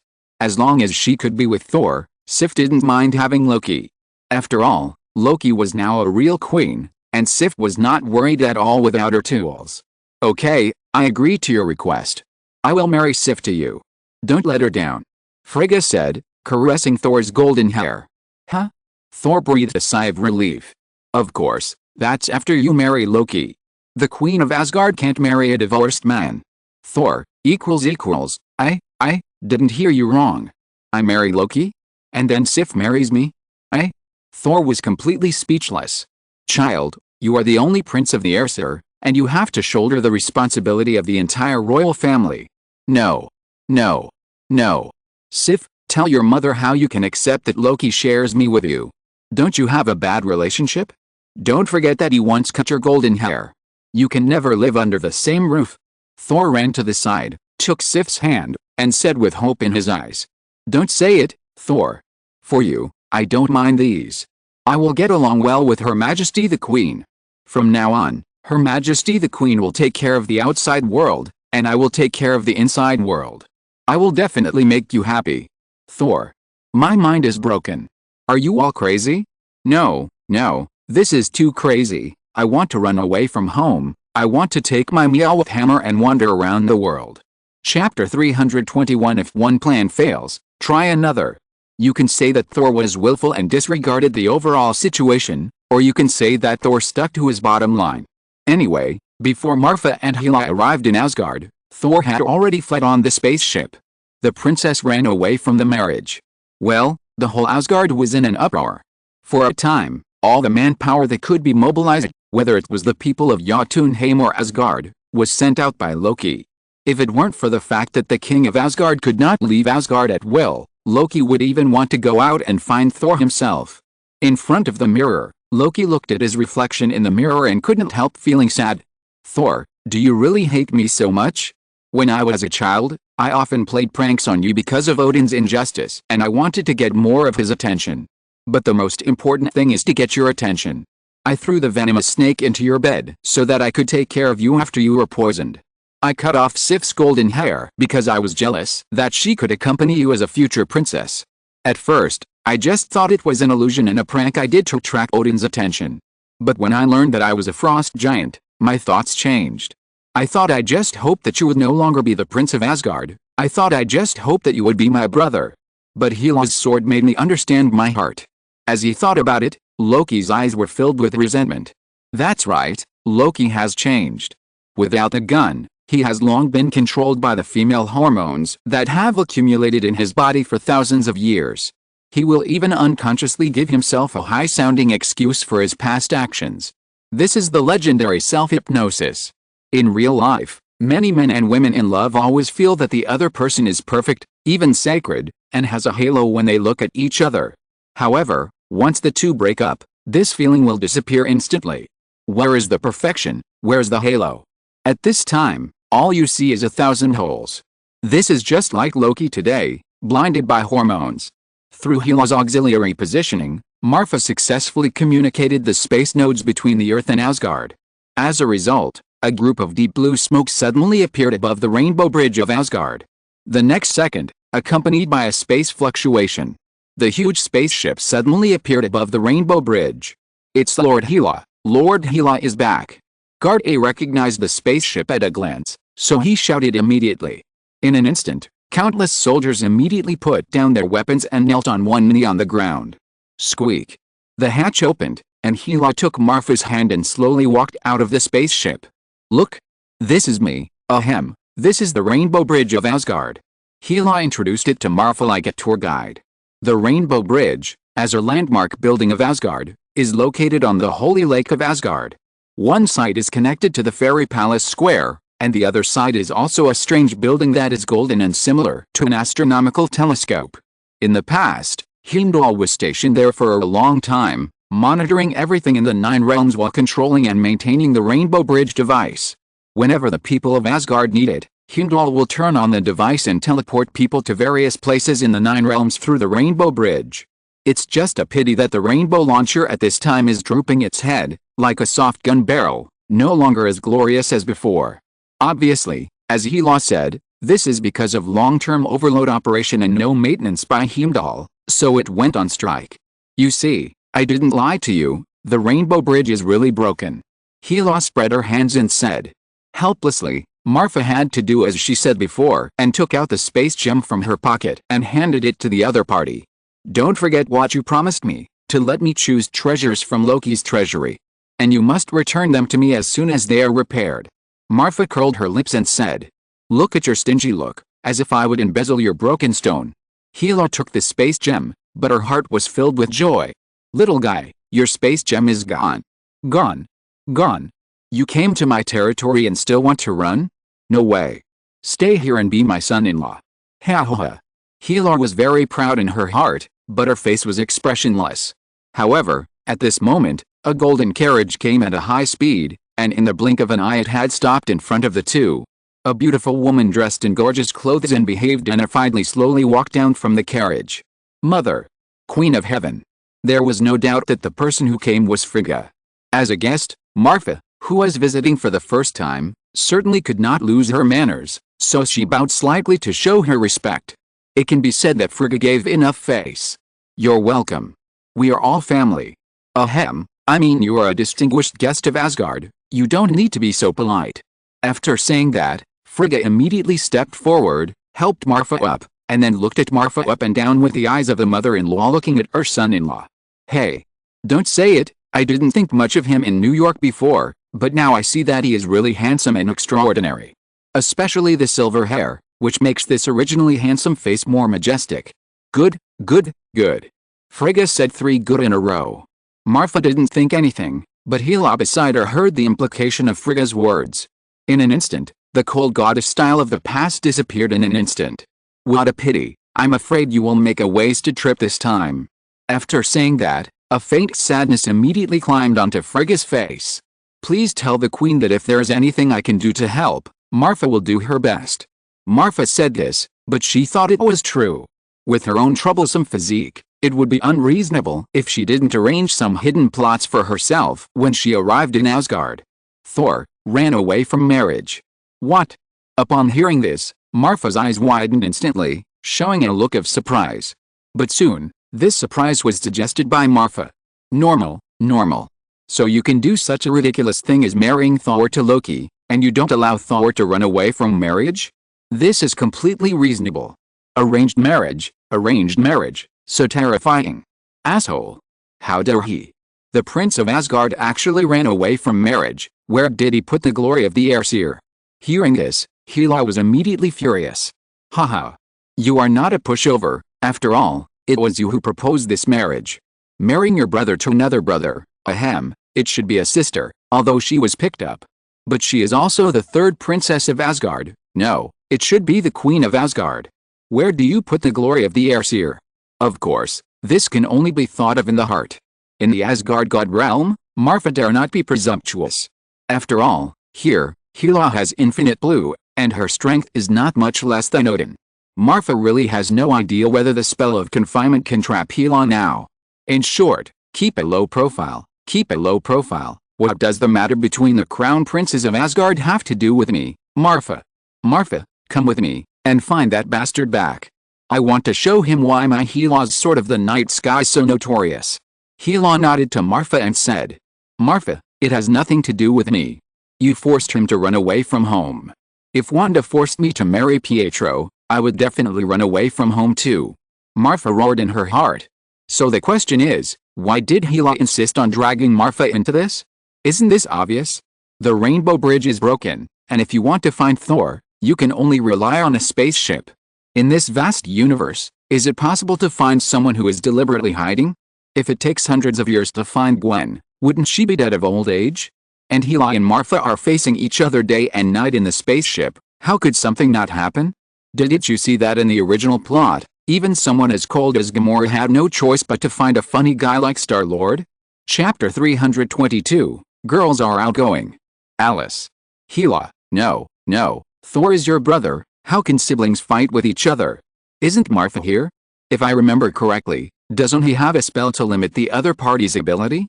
Family members should always remember to value harmony, just bring him back, if he really doesn't want to, I think it's time to forget it.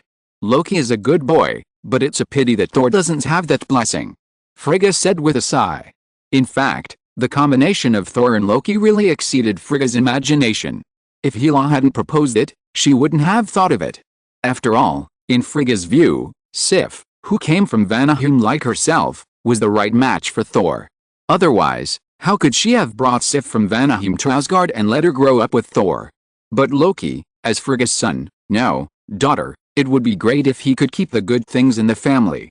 Moreover, The marriage of Loki and Thor has extraordinary significance for Asgard and Jotunheim. This cross-realm wedding will surely promote the further integration of the two tribes. Frigga could not find any reason to refuse, both publicly and privately. But Thor is her own son after all, and now she is forcing her own son to run away from home, and Frigga can't bear it. At this time, Marfa on the side was not calm. "What's the matter with you? I just came here, and you are talking to yourself and arranging me clearly. Have you asked for my opinion? Marfa, I'll leave this matter to you. Hela is still young and ignorant. I'll trouble you to take care of it. As long as you need it, just ask. Asgard will definitely do its best," Frigga said. There is no doubt that Frigga is clearly taking the opportunity to match Hela and Marfa. She has seen Marfa's strength. He is less than 100 years old, but he can have such strength. He is indeed a dragon among men. This alone is worth Frigga's winning over. Especially now, Odin is dead, Jotunheim and Asgard are busy with the integration of the two tribes, and do not have much energy to manage the affairs of the 9 realms. In addition, the failure of the Rainbow Bridge has hindered the traffic between Asgard and the other 8 divine realms. It is hard to guarantee that other divine realms will not take this opportunity to attack Asgard. Although Hela is now in charge, there is indeed a big gap between Hela and Odin in his heyday. Then, winning over the strong has become Asgard's top priority. It is for this reason that Frigga gave Hela the task of signing a peace treaty with the Earth before she went to the Earth. Although Midgard originally belonged to the subordinate divine realm of Asgard, humans are too weak, so weak that even the frost giants look down on them, and they plunder habitats if they disagree. Since humans can't make waves, it is better to give the Earthlings a step, nominally signing a peace agreement with them, but in fact winning over a few Earth powerhouses such as Marfa. If they can win their support, Asgard will certainly be more confident in resisting foreign enemies and suppressing rebellions. The Queen is so polite, so Marfa will not refuse it. It seems that she has to accompany Hela. Coincidentally, Marfa originally planned to travel in the universe. First, to collect some special items to enhance skills, and second, the Power Gem and Soul Gem can also be planned in advance. I have an unwelcome request. I heard that Thor's grandfather, His Majesty Bor, once led Odin to conquer the 9 realms and almost wiped out the Dark Elves in Svartalfheim. And the Dark Elves' treasure, the ether particles, were also sealed in the cracks of space. I want to know the spatial coordinates of the seal. In addition, Hela promised me before that as a reward for lending the space gem, I can choose a few items of my choice from Loki's treasury. Marfa was not hypocritical and immediately stated his purpose.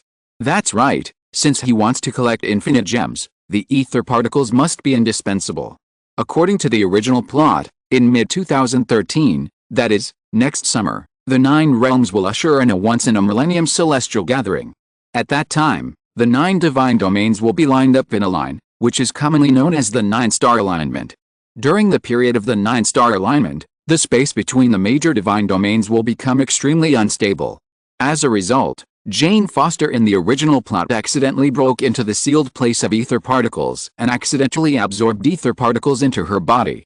According to Marfa's original plan, he had contacted Jane and sponsored Jane with a considerable amount of research funds. In this way, when Jane absorbed ether particles, Marfa could legitimately use treatment as an excuse to extract the ether particles from her body. However, things are unpredictable. In this world, Jane does not know Thor, so it is impossible for her to run to London for no reason, and it is even more impossible for her to coincidentally walk into the space gap as in the original plot. Therefore, if you want to obtain ether particles, you can only rely on the power of Asgard. I agree. Marfa's voice just fell, and a golden figure flashed in front of everyone. There is no doubt that this is the current king of Asgard, Loki. My queen. Long time no see. Seeing this, Marfa immediately greeted Loki. Loki. Why does this sound so awkward? My queen. I will personally help you look through the books and find the place where the ether particles are sealed. My treasure house can also be open to you. But there is one thing I hope you remember.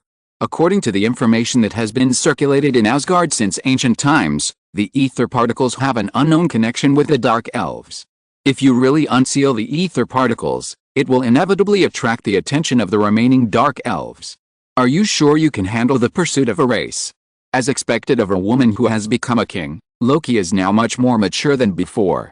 A few simple words not only show her support for Marfa, but also serve as a reminder to Marfa that the ether particles are not so easy to obtain. This thing itself is a disaster. Unsealing the ether particles will only bring endless troubles to the Earth. Just like in the original plot, when Jane brought the ether particles to Asgard for treatment, didn't she attract the Dark Elves? This eventually led to Frigga's death. Marfa was of course aware of this, but she didn't care much about it. The Dark Elves only mastered dark magic and some strange black technologies. In terms of magic and technology, how many people in the world can compare to Tony, not to mention that Marfa's trapped spell is not vegetarian. Today's Dark Elves are just a few big cats and small cats. In the original plot, just Thor could knock them down. How can Marfa be afraid of them? Let's not talk about the far ones. Listen to the name of their leader, Malekith, Spicy Chicken Shreds? Just for this name, he can't do anything big. Thanks for the reminder, I know it. Marfa nodded slightly. That's good, Hela, you can take Marfa to the treasury. Once you've chosen, set off as soon as possible. Recently, Muspelheim has been a little restless because of the problem with the Rainbow Bridge. I still have things to deal with. After saying that, Loki's figure flashed again, and disappeared in the blink of an eye. As expected of the God King, it hasn't been long, and Loki's strength has reached a level that even I can't see clearly. Marfa couldn't help but admire. Only you believe it. Hearing this, Hela glanced at Marfa with disdain. Oh. Don't forget, Before the voice fell, Frigga immediately rolled her eyes at Hela. Hela immediately shut up, but still made a strange handprint with her hand. Why don't you go quickly? Don't waste time. You are not in a hurry, but Marfa is. Frigga said angrily. Frigga is a very sensible woman. After all, this is Asgard, and the majesty of the kingship cannot be challenged. Even the royal family cannot do that. I'm telling you, this is Loki's fantasy. Hela's whisper came from a distance, and Frigga frowned. But soon she burst out laughing. Hela had been in prison for 1,000 years, and her personality became more paranoid and twisted. Now that she could act like a little girl, Frigga felt relieved. This girl, she's already turned her elbow out before she even got married. Chapter 323 Ice and Fire Kirin. Odin's Treasury. Now called Loki's Treasury, what exactly is stored in it? This was revealed in the original plot. Of course, that is definitely just the tip of the iceberg. Just like some kings, usually, every time they occupy a piece of land or win a war, they like to collect spoils as proof of their merits. Odin and Bor are of course in this list. For example, the Monument of Life that was robbed after occupying Vanaheim. Vanaheim, known as the place where life began, has a different race than Asgard or Jotunheim. From elemental life to organic life and even metal life, Vanaheim has everything. This stone tablet depicts the equation of life evolution. It can be said that it itself is the best witness to Vanaheim's history. According to the legend of Vanaheim, as long as the equation can be deciphered, the level of life evolution can be pushed to a higher level. Another example is the sphere of Agamotto that was robbed from the Earth. This thing also had a brief appearance in the original plot. It can sense various crises in the universe and give prompts. It is also thanks to it that Odin in the original plot can predict the arrival of Ragnarok in advance. Muspelheim's Eternal Flame, Nidavelir's Infinity Gauntlet, Right Hand, and Jotunheim's Ice Box, which has been collected by Marfa. Looking at the Infinity Gauntlet in front of him, Marfa couldn't help but be stunned. This is the root of everything. Unlike the mechanical version of the Infinity Gauntlet built by Tony Stark that can only snap fingers, the Infinity Gauntlet built by the dwarves can not only truly exert the power of the Infinity Stones, but even snapping fingers can play a certain role in reducing damage. In Avengers 3, Thanos also relied on the Infinity Gauntlet, Left Hand, built by the Dwarf King to flexibly use the power of the Infinity Stones and finally crush the entire Avengers. What are you looking at this for? It's just a replica. It's just garbage. Hela came over and said lightly. In the entire treasure house, what she disdained most was the broken glove in front of her. Before being sealed by Odin, Hela had played with almost all the treasures, except for this glove in front of her, which was useless and purely a decoration. No, you know Odin better than I do. Why would he cherish such a useless thing? Marfa asked back. I haven't figured this out either. I suppressed Nidavellir with Odin at the beginning, and I personally watched the Dwarf King present this to Odin. It stands to reason that the Dwarf King couldn't fool him with a replica, but I have played with this thing, and it really has no effect at all. Hela said puzzledly. No effect? You have also been in Midgard for a while. Can a car run without gasoline? The reason why it has no effect is probably because the glove itself is just a controller, or a medium. After saying that, Marfa also pointed to the 6 grooves on the infinity glove. Look, this is gasoline. Hela understood instantly. Are you saying that there are 6 powerful energy cores in this world? Yes, you just touched one of them. Marfa replied, and of course, he also put the glove into the storage backpack. You are a good choice, but it is not easy to collect 6 infinity stones. Hela smiled. People always have to have goals, right? What if they are achieved? Marfa raised her lips slightly and said meaningfully. Soon, Marfa came to the eternal flame and picked up the brazier without being polite. Hey. You can't take this. I'm counting on it to help me revive the army of the dead. Hela immediately stopped him. This is not that Hela is going back on her word, but the eternal flame is of great significance to her. As long as the eternal flame is still there, Hela's army of the dead can be resurrected infinitely. It was because of this that Hela was invincible at the beginning, which made Odin very afraid. Okay, I'll give you a favor.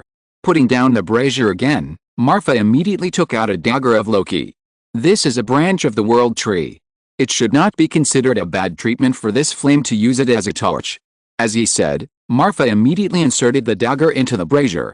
As expected, the flame of the eternal fire immediately attached to the dagger and burned fiercely. Its flame was no less fierce than the remaining flame in the brazier. You are still good at playing. If Loki knew what you did to his dagger, he would be so angry that he would cry. Hela rolled her eyes at Marfa and said. Now, Marfa's Taoist level has reached level 40, and the summoning of divine beasts has reached level 3. This eternal fire is simply perfect for Hong. So the question is, what should be used with the eternal fire? The first thing Marfa thought of was of course the flame ring that he had obtained not long ago. The flame ring can originally amplify fire skills, and even allow jousts and warriors like Marfa and Gwen to break through the professional restrictions and use small fireballs. Using it to strengthen the summoning of divine beasts is undoubtedly the best choice. Do it as soon as you think of it. So, Marfa immediately recited in his heart and opened the skill enhancement panel. He threw the dagger with the eternal fire and the flame ring into the fish eye of the yin-yang fish respectively. Unfortunately, the yin-yang fish did not react, and even spit out the 2 items. Obviously, the levels of the 2 items did not match, and the effect of yin-yang synergy could not be achieved. For a moment, Marfa could not help but frown. Is this not possible? Is the eternal flame too powerful? In this case, how can I strengthen Hong? I can't take a small flame and match it with a flame ring. While Marfa was thinking, his eyes swept across the stone platform where the ice box was originally placed. It's decided to be you. Fire is the yang, and ice is the yin. Who said that the Killen can only be a fire Killen? Isn't it possible to be an ice and fire Killen? Thinking of this, Marfa suddenly became clear, and then immediately threw the ice box and the eternal flame into the eyes of the yin-yang fish respectively. One of them is the treasure of Muspelheim, and the other is the treasure of Jotunheim. As treasures from the 2 major divine domains and opposing each other, they completely agree with the yin-yang harmony rule of the yin-yang fish. As expected, with the 2 treasures put in, the yin-yang fish immediately began to spin rapidly. The speed became faster and faster, and the yin-yang fish and the yang-yang fish began to penetrate and merge with each other, and finally turned into a chaos. The familiar scene appeared again. But a dazzling star gushed out from the chaos. Congratulations to the host for successfully advancing the skill, summoning the beast. The current level is the ultimate state and cannot be advanced again. As the system prompt sounded, Marfa immediately took out the amulet that sealed Hong. Summon the beast. The amulet flashed and instantly turned into countless stars scattered on the ground. The figure of Killen Hong immediately appeared in front of Marfa. However, things did not end like this. The next second, Hong's whole body began to tremble violently. In an instant, the ferocious color was revealed. Roar. The roar immediately resounded throughout the fairy palace, causing the fairy palace to tremble.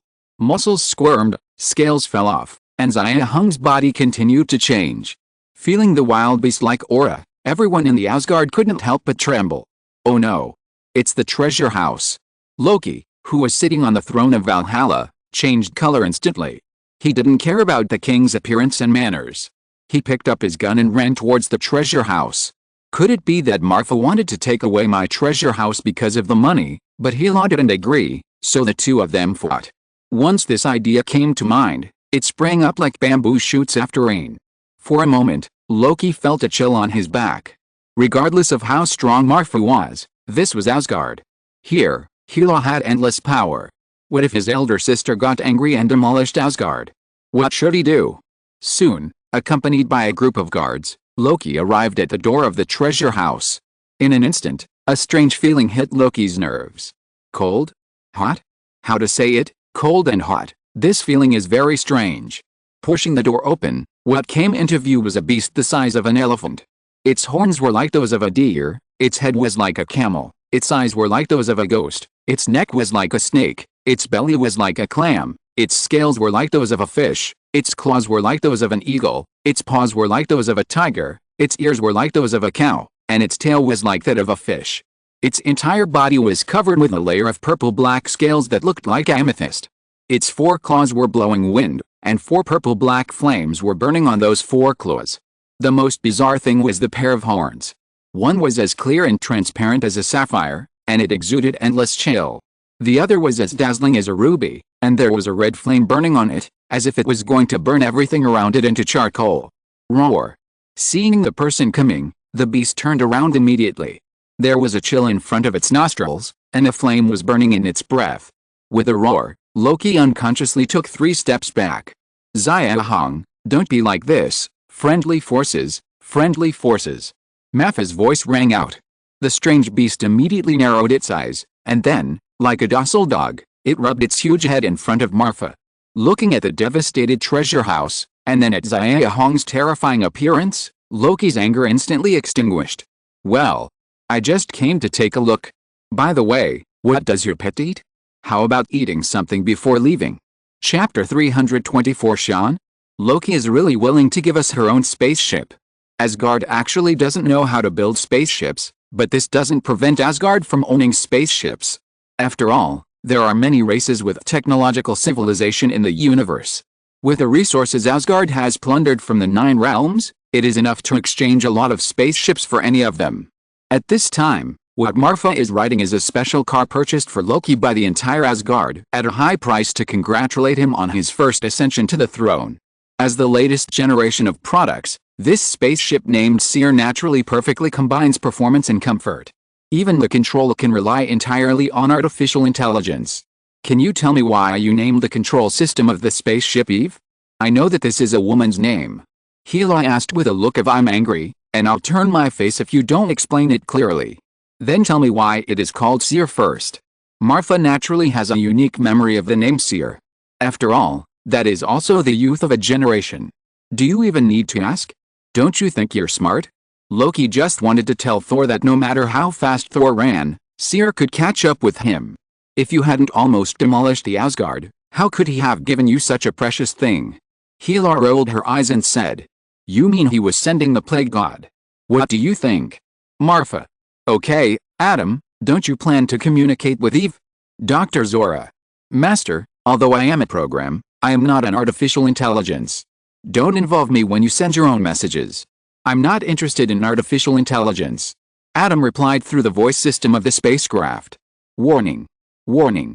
The spacecraft has been invaded by an unknown virus and is automatically executing the antivirus program. Warning. Warning.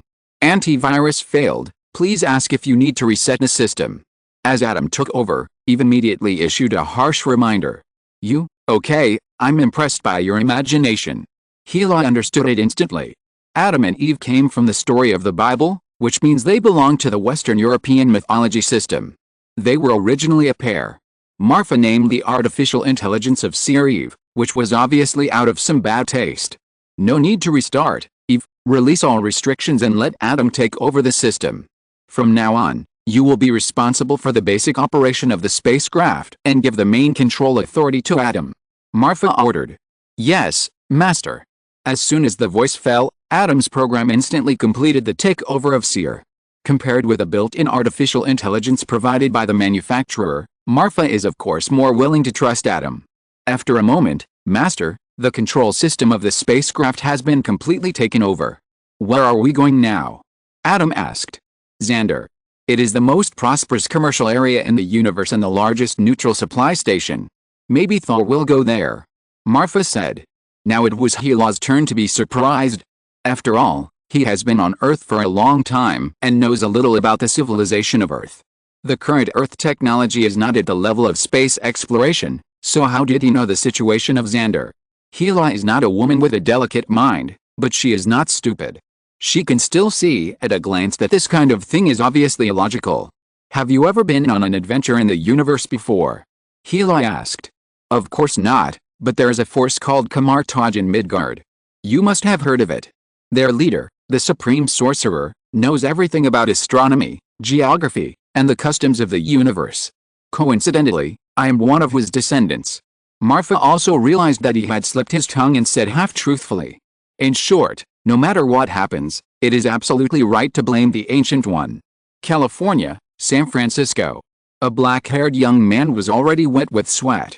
Are you sent by him? Why? I have already run to the United States, why don't you let me go? The young man roared hysterically at the person in front of him. I'm afraid you misunderstood something. I just wanted to fight you. You are strong and qualified to fight me. The man opposite was about the same age as the black-haired man. His blonde hair and handsome face made him particularly eye-catching in the sun. I see, I don't want to fight you. The man turned around and planned to leave. Humph. You don't want to fight me? Do you want to just leave like that? As soon as the words fell, two black spider legs, like two long spears, grew out of the back of the blonde man. There was no doubt that this man was Andrew. The gun picked a line.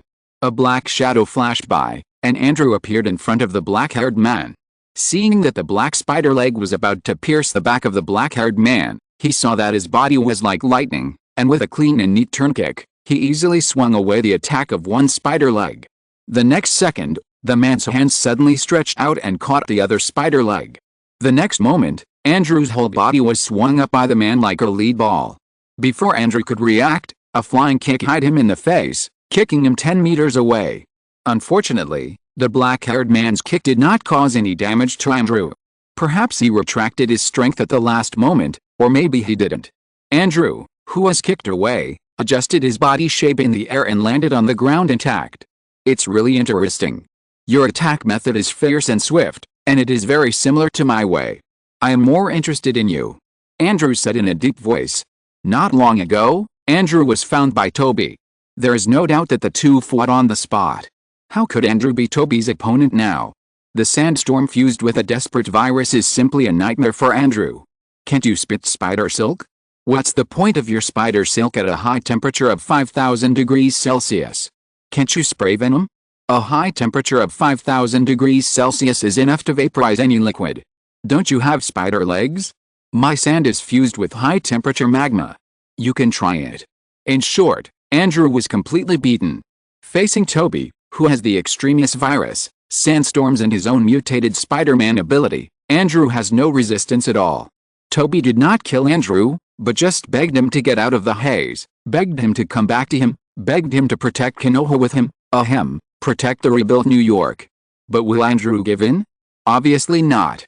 One Spider-Man who collects protection fees is enough. Especially now that Toby's strength has reached a higher level, Andrew has no worries. After pretending to agree to Toby, Andrew immediately said goodbye to May from a distance, and then left New York without hesitation and embarked on his road to becoming a strong man. Because San Francisco is not like New York, with Toby's protection, crimes here are still everywhere. According to Andrew's plan, he's going to settle down here temporarily, follow Toby's example, build his own spider gang, and temper himself by the way to further improve his strength. However, to his surprise, he found the black-haired young man named Sean in front of him. Sean didn't want to pay protection fees, so he fought with Andrew's men. He easily defeated dozens of Andrew's men. Andrew immediately became interested in talent and wanted to recruit him like Toby did with his 7 furry men.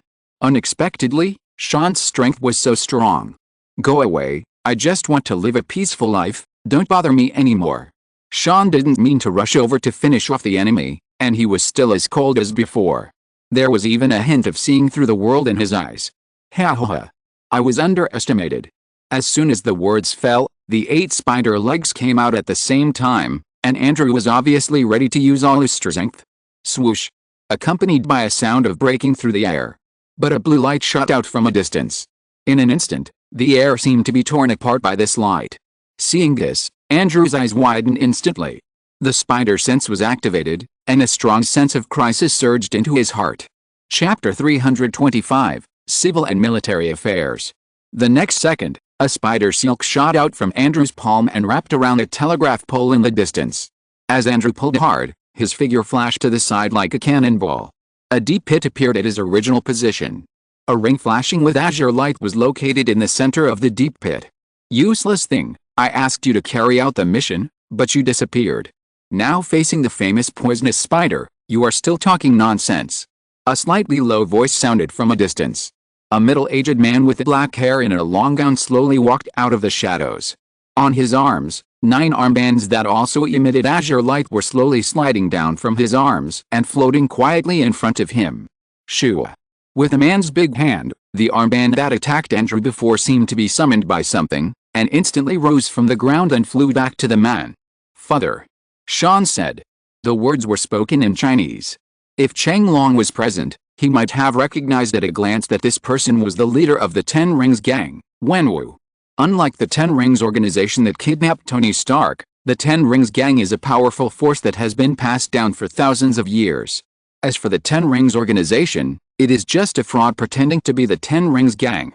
Wait until I get rid of him first, then I'll settle the score with you. Wenwu glanced at Sean unhappily and said, Ha ha ha. It's even more interesting. Only when I fight a strong man like you can my blood boil. Andrew's mouth corners slightly raised, and as he spoke, the whole person rushed towards Wenwu like a ghost. 8 legs piercing bullets. Swish, swish, swish, swish, swish. In an instant, countless bullets made of spider silk from the tips of Andrew's 8 spider legs immediately poured towards Wenwu. Every spider silk bullet fell on the ground, like a large caliber bullet. Everything around Wenwu was shot into a sieve. But what about Wenwu?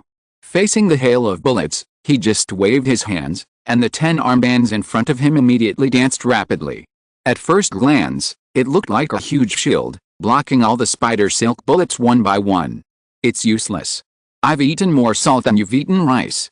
You're so childish. Before he finished speaking, a spider silk bullet passed through his cheek, leaving a blood mark. What did you want to say just now? The voice came from behind, and it was Andrew who took advantage of the moment when Wenwu hesitated and came behind him. Father. Sean on the side spoke instinctively, wanting to remind Wenwu. But in the next second, the 10 armbands instantly condensed into a ball and hit Andrew's chest. Bang! In an instant, Andrew felt as if his chest was hit by a high-speed train. The pain almost made him collapse.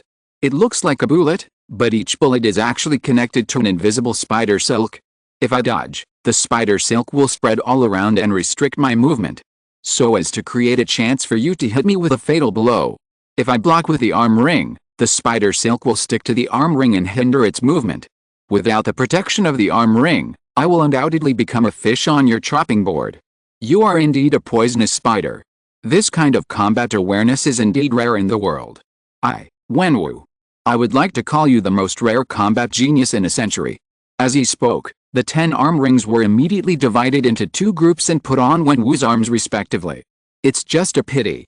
I said that I have eaten more salt than you have eaten rice. How can your little trick deceive me? As he spoke, the spider silk attached to the 10 arm rings turned into powder in the flash of blue light from the arm ring. How about this? I'll give you a chance to live. I'm still short of a potential assistant like you. Come and help me. Wenwu pointed at Andrew, who was embedded in the ground. Bah. Don't even think about it. Andrew, will never yield to anyone. As soon as he finished speaking, countless dark green spider silk spurted out from Andrew's arms. It was obvious that Andrew was going to fight to the death with Wenwu. Stupid. As soon as he finished speaking, the 10 rings were sacrificed again. The 10 arms were arranged in a branch line, and the energy threads like lightning were connected to each other. Wenwu casually swung his hand, and the spider silks containing the deadly poison were entangled by the long whip transformed by the 10 rings. With a strong pull from Wenwu, Andrew was dragged to his side by Wenwu. What greeted him was a whip kick from Wenwu. Pa! Wenwu's kick seemed ordinary, but Andrew, who took it hard, felt like he was hit by a train and then run over by a truck. At this moment, he didn't even have the strength to stand up, let alone fight back. If he hadn't been strengthened by spider serum and had taken part of Flush's genes from the venom, Andrew would have died on the spot. No. No, father, please don't kill him. Sean on the side begged for mercy. Sue Shanky. So many years have passed, and you are still so naive? Survival of the fittest. This is the law of nature. Facing the strong, the weak have only two choices: surrender or die. All the weak do not deserve sympathy. If you let them go today, they will turn around and bite you tomorrow. Don't forget how your mother died. Wenwu's words were plain, but they were like a sharp steel knife stabbing into Shanky's heart. That's right, Sean's real name is Shanky. More than 20 years ago, Wenwu and Shanky's mother Su Yingli met. Su Yingli abandoned her tribe for Wenwu, and Wenwu also gave up the empire he built for Su Yingli and sealed the 10 rings. The couple lived happily, and soon Su Yingli gave birth to a pair of children for Wenwu. However, the good times did not last long. Wenwu's former enemy, the Iron Fist sect, took advantage of Wenwu's absence and broke into his home. Su Yingli sacrificed herself to protect her children. When Wenwu came back, it was too late, and his beloved wife had already died. For this, Wenwu has always resented himself very much. If he had not shown mercy and did not kill the Iron Fist sect, there would be no tragedy later. After that, Wenwu reopened the 10 rings, established a 10 rings gang, and trained Shanky into a killer with outstanding kung fu. Helplessly, Shanky was kind-hearted and did not want his hands to be stained with blood, so he ran away from home and went to San Francisco to hide his identity and transformed himself into Sean, intending to die there. The past scenes reappeared in front of him. This time, Shang-Chi did not speak. After all, it was Andrew who started it, so let it be. Thinking of this, Shang-Chi silently closed his eyes, unable to bear to watch the cruel scene that followed. Swoosh! At this moment, a steel ball wrapped in lightning swept towards Wenwu at a speed far exceeding the speed of sound. The speed of the steel ball was so fast that even though it was like a whirlwind tornado wherever it passed, with a terrifying momentum, Wenwu still had no time to react. Duong. The arm ring automatically protected its owner and blocked the attack of the steel ball. But even so, the arm ring was also blown away and disappeared from everyone's sight. Lightning warrior? No, it's impossible, could it be? Before Wenwu could react, Duong. Duong. Duong. 3 more steel balls attacked, and at the same time took away 3 arm rings again. What a natural selection of the fittest. Are you the one who is eliminated in front of me? With a flash of light, Pietro's figure appeared beside Andrew. After drinking a bottle of sun water, Andrew's complexion immediately improved a lot. The next second, a scarlet magic arrow shot straight into the sky like a flare. The magic arrow exploded, and a huge magic circle suddenly appeared above Wenwu. With Wanda's figure slowly falling, she shouted softly, "Fall!" In an instant, the magic arrows in the magic circle poured down like raindrops. End of this chapter. Thank you very much for reaching the end. Don't forget to like. Looking for more exclusive content and immediate access? Subscribe to our Patreon. Remember, every like, subscription, or donation encourages us to continue. Thanks to everyone. See you in the next video.